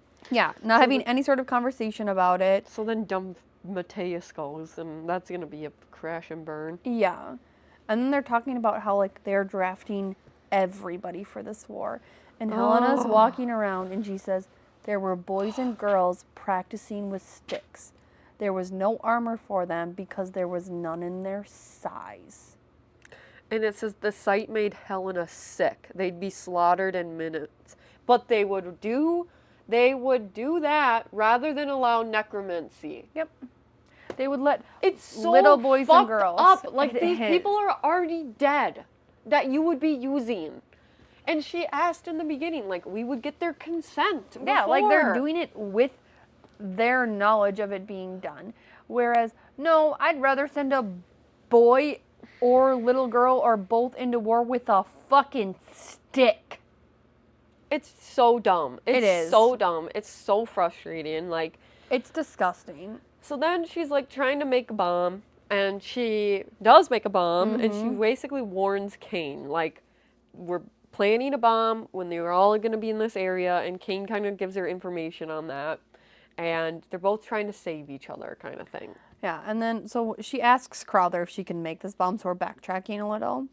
And Crowther goes, "You're remarkably confident for someone with nothing but a basic alchemy certificate." Eat my fucking shit. I know. Like, are you being so for real? Yeah. So then He just has to be a dick. Oh, I was. Ooh. Shishi is delivering the bomb, and I thought that was weird. Why? I just got really suspicious about it because knowing what we knew from the first part, I'm like, okay, something just like isn't adding up here. Like, why is he? It just was weird to me. And then we never really got, like, it went off, but they never said if it actually did anything. So did he actually set it off, like, in the right spot, or did he sabotage it? So he brought the bomb to Kane, and then Kane placed it. That's not how I took it, but because Kane was taking the ambassador away, and that's how he was going to get away from the bomb. I know, but he placed the bomb and then left. And then made an excuse? Yes. To leave. That's how I took it. But I want to backtrack just a touch. Okay. And she was talking about how, like, she was having all of these nightmares, and it's surrounding, obviously, around Kane and Luke. So this bomb she builds, it kills the high necromancer, and she's, like, talking about digging around in his body to try and find Kane's bone, and Luke walking up to her and, like, basically setting her and the high necromancer afire. And then she just talks about every time she burned too. So she's having, like, this reoccurring nightmare. And again, like, she can't even get peace in her sleep. Oh, the bomb thing, I took it as Kane didn't even want her touching the bomb because he didn't know that she was working on it. Yeah. So someone else needed to bring it to Kane. Yeah, I'm just starting to, like... I don't feel suspicious of Shishio I was at all. feeling him, like, really suspicious. Okay. Then she has the Lila visit, and she finds out that Luke knows about the pregnancy, and Yeah. he has known. And then she goes to, like, frantically find him because she's like, that's really weird. Yeah. Like, why couldn't I heal Titus, but, like, you knew about Lila? It's just, like, things weren't adding up for Helena. And then we find out at the end of the chapter that Elaine's been drugging the shit out of him. Yeah. So, like, going back to when she was talking to Lila, and Lila talking about, like, having a peacetime baby and, like, how wonderful it's going to be. And then it just really made me, like, jump back to the start and being like, we know where she is. And just, like, that felt like a very devastating blow for me. Of being like, we know that she's bones and armor stationed in one place now. And I was, like, panicking about, like, did she have the baby? What happened to the baby? Like, I have a little thought process when we get later on. okay. But then I literally wrote, fuck, Elaine does not know what she's doing. No, she just says, her eyes flashed indignantly. I'm his healer. Yeah, and Helena's like, what are you doing? You can't give all of these to him. He's gonna die. Yeah, like, these He's should too not young. be mixed. Yeah, and Elaine, I'm his healer. She's so dumb. And then I'm like, is Elaine bad? Like, is I Elaine, know. like, trying to, like, kill him or something? I don't know. I just think she's dumb. So then we get to chapter 63. My first note is, oh my God, is Luke undying? Like, I'm starting to be super suspicious. What is going on? So the bomb goes off, allegedly. Yes. She's talking to Pace, and Pace is kind of saying, like, Luke's been saying, get him out, get him out, Yes. get him out. And then everything clicks into place for Helena. Yeah. And she's like, I'm evacuating. She tells Shishio, like, get Get out. out. Because she knows nobody else is going to fucking listen to her. So I'm glad she did not waste her time Yep, and like, alerting people. And Because they'd all be also- like, you're crazy. We'll put you in a holding cell. and also like, her telling Shishio to me was also like, she knows nobody else is gonna care if he gets out or not. Yeah. So yeah, she's running, and like she knows that something's wrong, and she's just like looking for Luke. So she gets to this outpost where Luke is supposedly supposed to be, and they're like, he's out on the front lines. So she's just like sitting there waiting, healing people. Do you have stuff before this? No. Okay. And then he shows up. And she's like, I need to talk to you. And he's like, why are you here? I do have stuff before this. Okay. So right before that, on 799, people are prematurely celebrating again. Yep. They're calling it Victory Day because of Helena's bomb Yep. that went off or whatever, allegedly. We didn't really know what exactly happened there.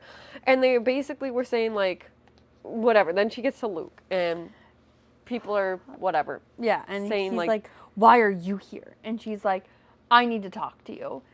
And Luke, like, gets ready to send Sebastian off, but she's like, oh, I can see that Sebastian's hurt. He can come with me. I'll heal. But, like, let's go have this private conversation. Which is so smart of her to bring Sebastian, because nobody else would listen. No, because she needed a witness. And she says, like, she kept saying, I should have noticed. Yeah, and, like, she's saying this while she's talking to him. Yeah, and she's so calm and, like, confronting him, basically. And it made sense why she wasn't allowed anywhere near him. Yep. And it gave me such I felt so chills icky. when she said his face, like, basically changed. And she said it was in that moment she knew this was not Luke. Yep. I literally had chills. I'm getting them right now. And her basically being like, who are you? Oh, it was he's like a scary movie. Yeah, and he's like, you smart little thing. Yeah. I knew the moment you touched me what you were. When he got back from and he's like, that's why I pushed you away. And that little Elaine was drugging Luke, so I didn't have to keep fighting him. Oh, another little, you dumb bitch. See, that's why she's at the top of my list. She's the worst.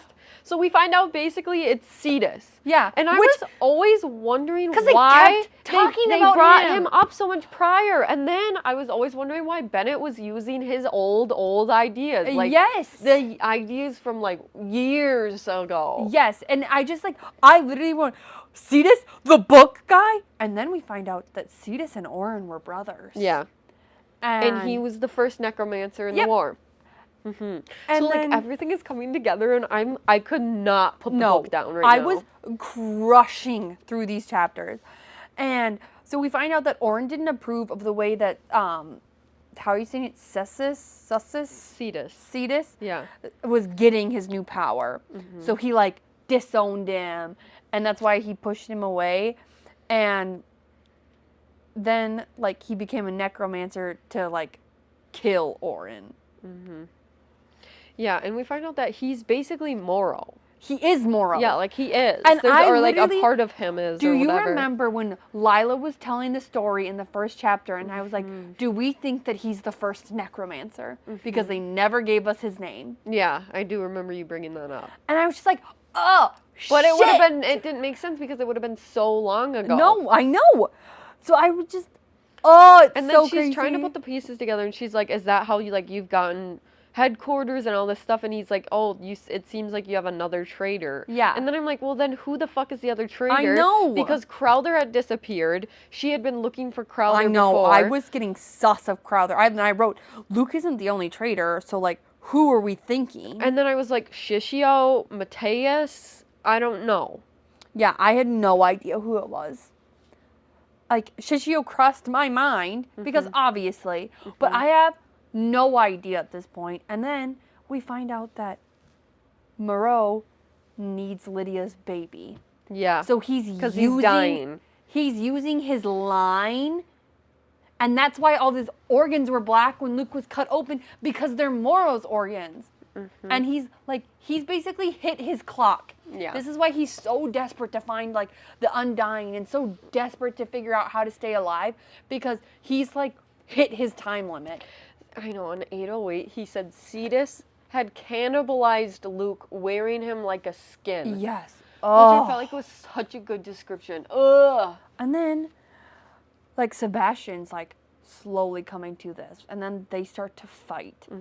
And Sebastian's just about to, like, basically lop off Luke's head, and his face changes, and Luke comes through, and he hesitates, and then he dies.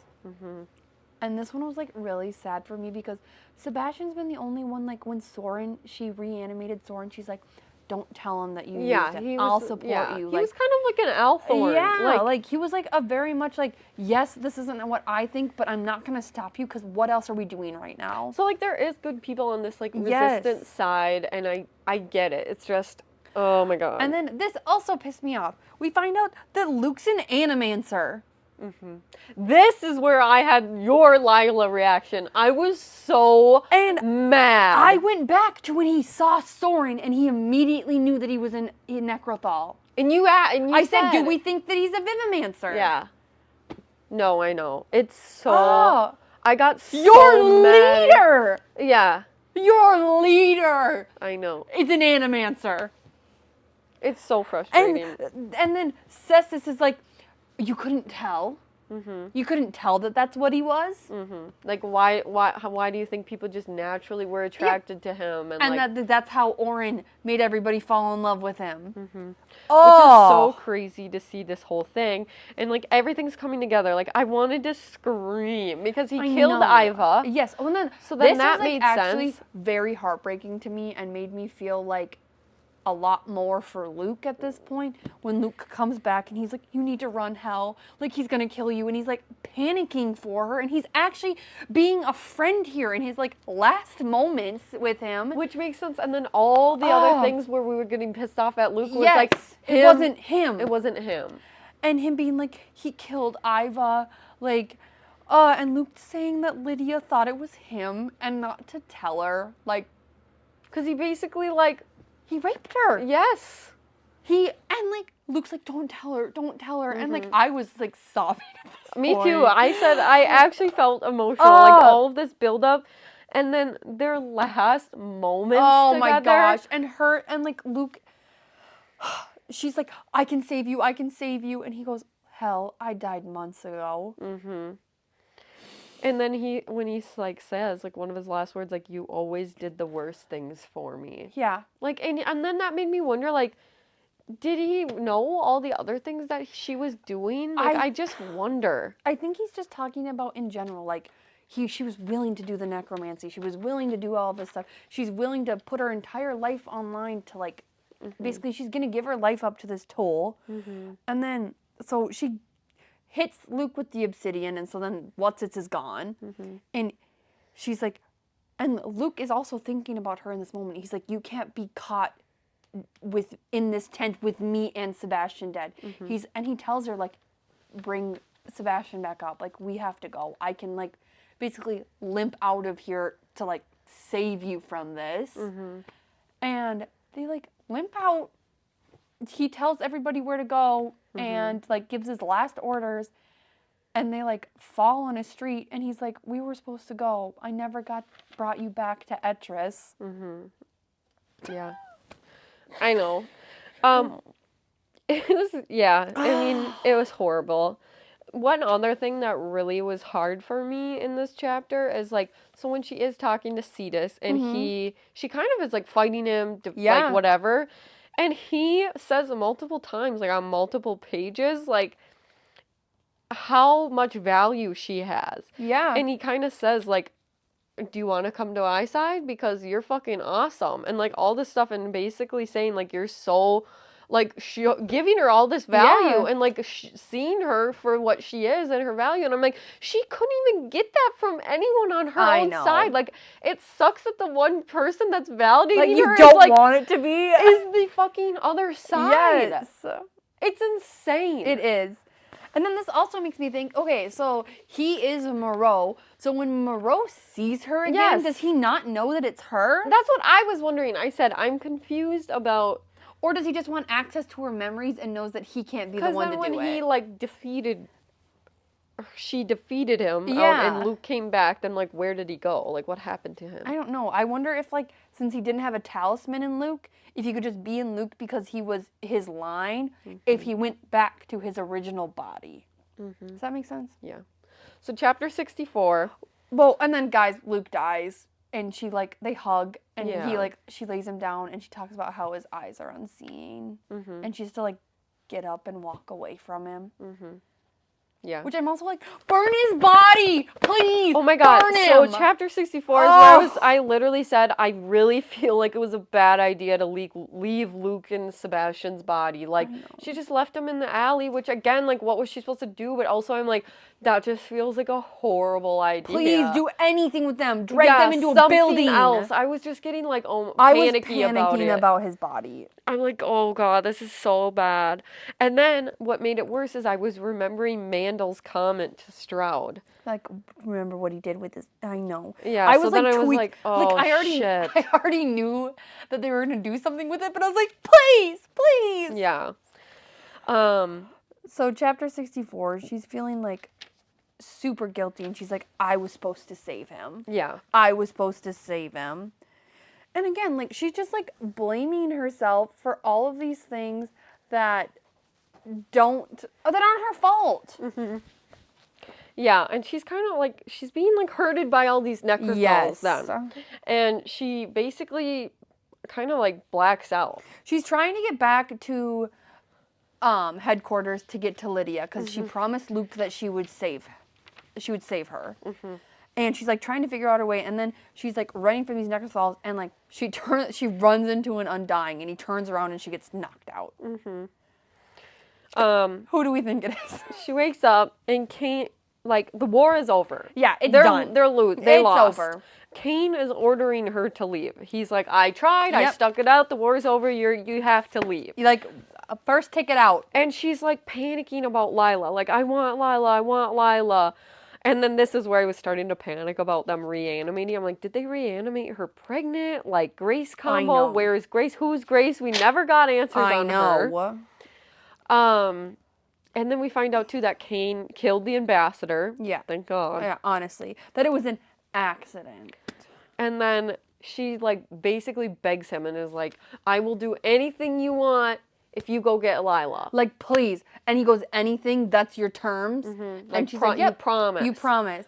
So then he goes, and she's, like, freaking out, sitting in her, like, the ambassador's room. That's where she is. Mm-hmm. And she puts on the ambassador's clothes, which, like, this cracked me up. Because I'm thinking about her, like, sitting there in, like, general clothes. There's, like, tassels all over it. Oh, I know. Yeah, the way they played out the scene. Yeah, and then he gets and saves Lila. So she doesn't have her prosthetic leg, and she's passed out. Yeah, and he basically gave up his cover, and which is his life, for her. Yep. And then he says, this was your terms, now leave. Like, yeah, and I have it all planned out. Oh, it was horrible. And then she tells him that she needs, what was it? Was it so she can create the weapons, is what her excuse was? So he needs to go get Shishio with all of these materials and bring her back here. So then he goes and does that too. And when he gets back there, he's like, you can trust this guy? And she's like, yes. And then she like fakes starting to like write notes on how to do all of these things. And then she like basically bribes him. She's like, well, you could just leave and take Lydia to, is it Novice right now? Yeah. And if you come back, maybe we'll have time to say goodbye. So she's bribing him with sex. 100%. Sad. This chapter was really fucking sad. The end of it, And she was like panicking, like when he gave his cover, because she knew what that meant. And he's like, breathe, like he did in part 1, where he would grab her shoulders. Yeah, and she's like, this is where the panic attacks start. And then he gives her the pill that she invented in part 1. Those are her pills. That and the manacles, like. And then he said, she's like freaking out. She's like, no, you can't do this to me. Oh my God. So then he leaves with Lydia, and she starts building bombs. Yeah, which is awesome. Yeah, it is. With flour, and of all things. She was like, what do you need from me? And she goes, I don't need you. You were not part of this. You like, get sorry. out of here, yeah, peace sir. out. And so she builds the bombs, and she's getting ready to leave. And she leaves Kane a note. And this is kind of where, like, Shishio kind of, like, opens up. She's climbing out of the fire escape. Do you have anything before this? Yeah. On 8:25, before he leaves, she says, you know I will always choose the eternal flame first. And this is where I actually got, like, really fucking pissed off at her. Because I'm like, you lost! Like, it's done. There is no eternal flame. You are still picking them over him? He just gave up his fucking life for you. And you're still saying that? See, and like my view on that was she said that so he would go get Shishio so she can save him. I don't necessarily know if it was still like the eternal flame over Cain anymore, because she used that excuse to save Cain. Like, you know what I'm saying? So fucking mad Which is that so she even fair. said that. Like, I mean, he said some shitty things too, but I'm like, bitch. I get it. Because she has always chose the eternal flame first. Which She's never chosen him. I agree, but I also don't think that that's wrong.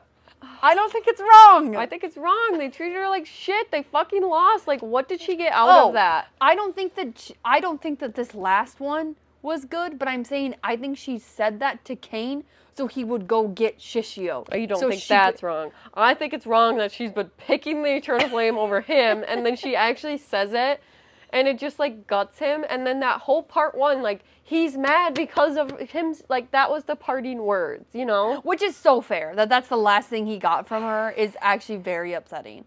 At least there was the note. We don't know if he got the note. But the note. So then, yes, Shishio was basically roundabout apologizing. That's how I took it. I didn't take it as an apology. Okay. How did you take it? I took it as my life's been like really difficult and I've learned not to attach to people. This is where we find out that he's the emperor's brother. Yeah, which was wild. And basically, like, I've learned to live a nomadic life without making connections, but like, you were worth making a connection for. Let me take the bombs. Let me do this for you so you can maybe have some semblance of peace. I took it as, let me take this bomb so that I don't have to set it off and you go. Not how I took it. I think that he was gonna sabotage it, Okay. and that's like him saying all those things, like, cause she kept saying, like, I could tell he was trying to tell me something, but I was too like wrapped up in the whole scenario to understand what was his underlying point. Yeah. And so my head was like, okay, his underlining point is saying, I've really enjoyed this more than I thought, and I made a connection even though I normally don't, and like, I'm sorry. Okay, not how I don't think that he's a spy intentionally though, and you do. So I think that that's where the viewpoints are changing. You know what I mean? Yeah. So I'm very curious to see if we get any more on what Shishio is in our next 150 pages. Well, and I think either way, like, okay, so he's on the Hevgas side, like now, or in real life. Yeah. So I think it's either he was a spy the whole time, or he traded sides. Right? I think he traded sides because he had to. Yeah, like, so it's either like, so either way, like, he's on the other side. So it's like, was he this whole time or not? So but hopefully we get some answers on that. Part of me is like, if his family, and like I mentioned this before, he has royalty family, and like that was kind of my guess that he was, there was something there. Well, yeah, I mean, otherwise why would he know that information? 100%. And I'm just kind of thinking that it was like, no, you can't kill him. I don't care what side he was on. He's related to us, and you can't kill him. Yeah. So it's not like necessarily him choosing, like the choice was made for him. Yeah. Does that make sense? And it's obvious that in the first, like, from part one, I remember writing down a note, like, it's obvious that he's trying to save her. Yeah, because 100%. the second that Moro was like, all right, well, let's Vivamance the shit out of her and whatever. Yeah. And he's like, whoa. Whoa. Actually, and so he saved her life kind of there. So I was like, okay, well, he's not bad, but he's on the other side. But he's not necessarily good. So what's going on there? But who is in this fucking book? Yeah, no doubt. So then we get to chapter 65. Yes. So. Oh, God. She is running around with these bombs trying to get to Bennett's lab. And she's like running through these like, it's kind of like subways is what I felt like for me, like underground tunnels. And she hears someone round the corner. And it's fucking Ivy. With Crowther. So my first thought goes, oh my God, did Crowther switch sides? Crowther's dead. Crowther's dead. And Ivy killed has him. no remorse. No. None. She said they have Purnell. They have Which Sophie. They don't. Yeah. And if they do, it's just her body. It's somebody else. Like, there's no way. Yeah. I mean, maybe, but I'm assuming they just kill Ivy off. I agree. Because we never heard from anything about Ivy. Unless, because you know how there's like spy that's killing off the undead, do we think that that's Cain in the first part? Yes, I think so. Okay, then never mind. But maybe it could be. Because I was like, what if But she got Ivy's pissed like doesn't seem like she even wants and she's to, like you know what 15. I mean? She doesn't so- have like the drive. No, you're right. So, whatever. And then Ivy leaves and she's like, no, you're wrong. I'm glad you lived though. And then she just like leaves with Crowther's Necrothal body. So then this part's really cool. So Helena Yes. basically whipped together this whole bomb and uses Necrothals to place them in like small things Yeah. all over the lab. She takes like 20 Necrothals and they're all like climbing up the walls. And so Cain had like obviously sedated her. So she's like Doing this woozy drug. inning it out. And they're all climbing up the sides of this building and they all like drop bombs. I'm just picturing them dropping bombs down like gutters. Yeah. No, I know. And then they all go off. Yeah. And the lab obviously gets leveled. They tell us this in part 1. And she's like, and these scenes were so insane. And then she mentions, like, she's blaming herself for Luke again. And then she tells us that her note for him was, I love you, I love you, I love you. And they haven't said this to each other yet. So it's a really big deal. So then the bombs go off. Yep. And she's running through the streets like a freaking savage, and I love it. It is so cool. It's She's such like, good scenes. she's just like swiping people, Using her like, knives. She's doing everything she can to fight back, to get back to Cain. 'Cause she Yes. knows if she's not there, It's going to destroy him. yeah. And so she's like running, and who does she run into? Althorn and Lancaster. Yep. So And Althorn is a lich. yes, but we don't know who yet.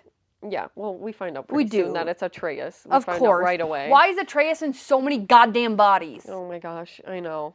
And then, it's fucking Lancaster again. And they basically fight, and this makes sense of how Atreus recognized her. in I part literally 1. said, oh my fucking god, this is how Atreus knows her. Yes. Like, because she's like hardcore fighting them, like close to Hardcore. fist fighting them. And it's like, it's intense, like Yeah. super intense.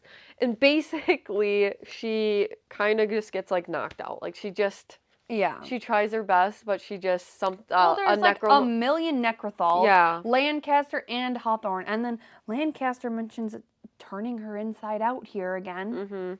Yeah. So then she gets knocked out, and she gets woke up to Pace. Yes. And I was so confused. I was too. I'm like, wait a minute, Pace? So Pace is still alive, everything's good, they're back at headquarters. Yeah. She looks around and she's in a fucking cage And in this the is when, like in the middle of headquarters. Yep, and this is when Titus is eating strips of Rita, and she's screaming. Yeah. And Helena's like, what the fuck?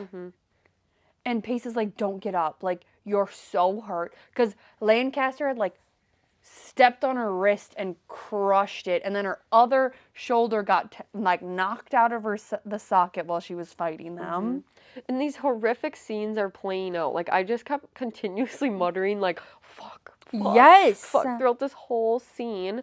Because on 843, Luke Yes. comes oh back. my gosh. And with Morrow, they return, and he basically makes him beg for mercy. Like, and the undying to become immortal. and to be on their side, and he basically smushes his brains across like the whole front entrance, and then just walks in like he owns the place. Yep.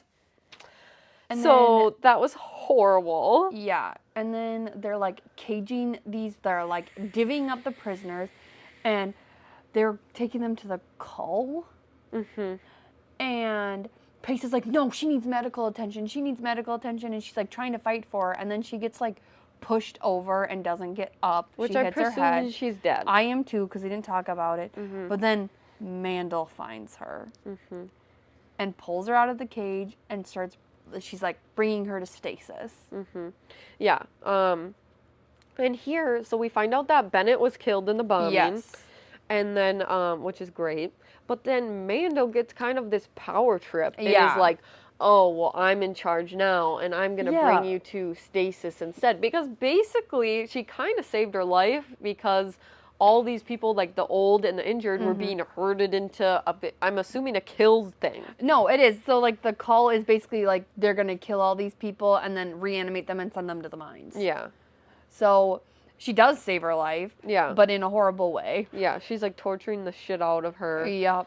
And then I was so annoyed by Mandel because she kept saying, "Were you afraid I'd find you?" And Yeah. Helena's like, "I haven't thought of you once since You were the least of my worries, if I were being completely honest. I was kind of like, Mandel, you're the worst. Shut up. Yeah, you and Elaine should go hang out. Yes. You guys would love each other.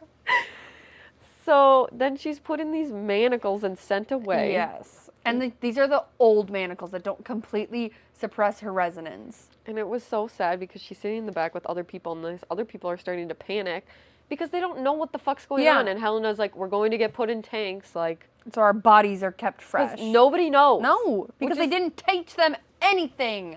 They already knew that this was happening. They were like, literally a day or two before this, they were just celebrating and calling it Victory Day.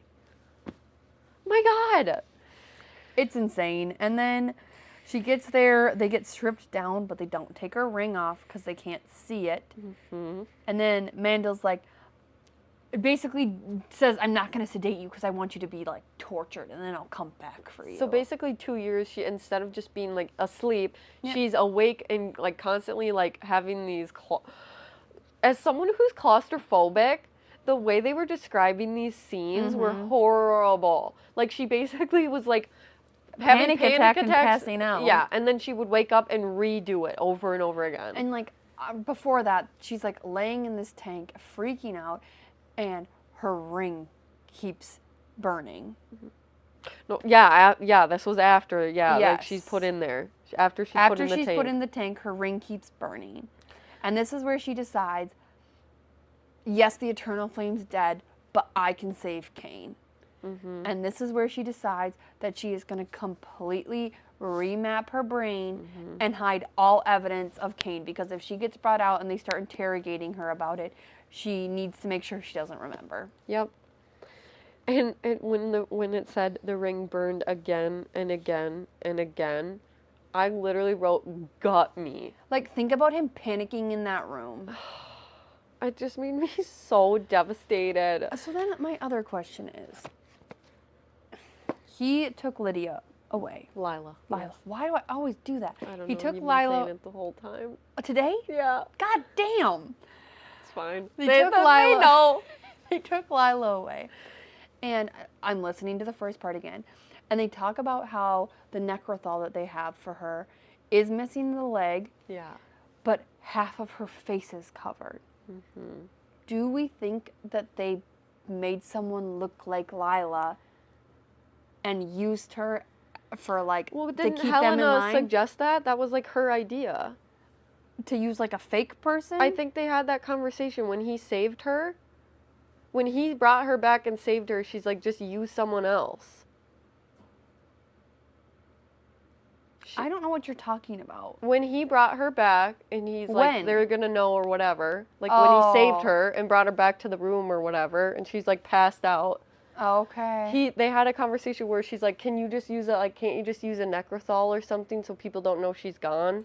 So I'm just wondering if the Necrothal that they have stationed at the front gate in the first part is not Lila. No, I think so too. I think Lila is still alive. That was my thing too, because I'm like, wait a minute, she's If saved. she escaped, yeah. Yeah, because I'm like, how would she end up back there? Yeah, unless Novice partners with... Yeah. And maybe we'll learn that, but that wasn't the question I had. But yeah, and like, this is also putting a whole new light on the first part of like, Cain's so pissed. He's like, what are you saving the Eternal Flame for? She's not saving the Eternal Flame. Like, she's doing this for you. Mm-hmm. And it just, again, like, it gives a whole new meaning to the first part for me. Mm-hmm. It's like, this has nothing to do with the Eternal Flame anymore. Mm-hmm. It's all about protecting Cain. Mm-hmm. But her memories keep saying Luke. 100%. But that's what she knows prior to this, is Luke. It's so horrible. She's assuming It's Luke. So devastating. This book is so devastating. Yeah. And she said her life was like a graveyard. Yep. It's so Everybody sad. She loves dies. I said, I need Cain's point of view ASAP. Oh my gosh, so bad. And I said, oh man, what an insane wrap up. Like, holy shit. It took everything in me to not keep reading. Oh, I know. I'm so excited for part 3. Yeah. I'm so excited, but also scared because I'm also scared. I don't know. I mean, we left off with her being pregnant. I don't know how this is going to go. Shit, yeah, she's pregnant now. 14 months. Also, if Lila is alive, she's had that baby. Mm-hmm. She's had the heir. It's insane. So It she's in there is. for like the whole 2 years. Oh, shit. All right, do we have time for the game or are we skipping it? Well, it's up to you. Do you want to skip it? Let's do a quick one. Okay. It's your turn to draw. Oh, this is cold.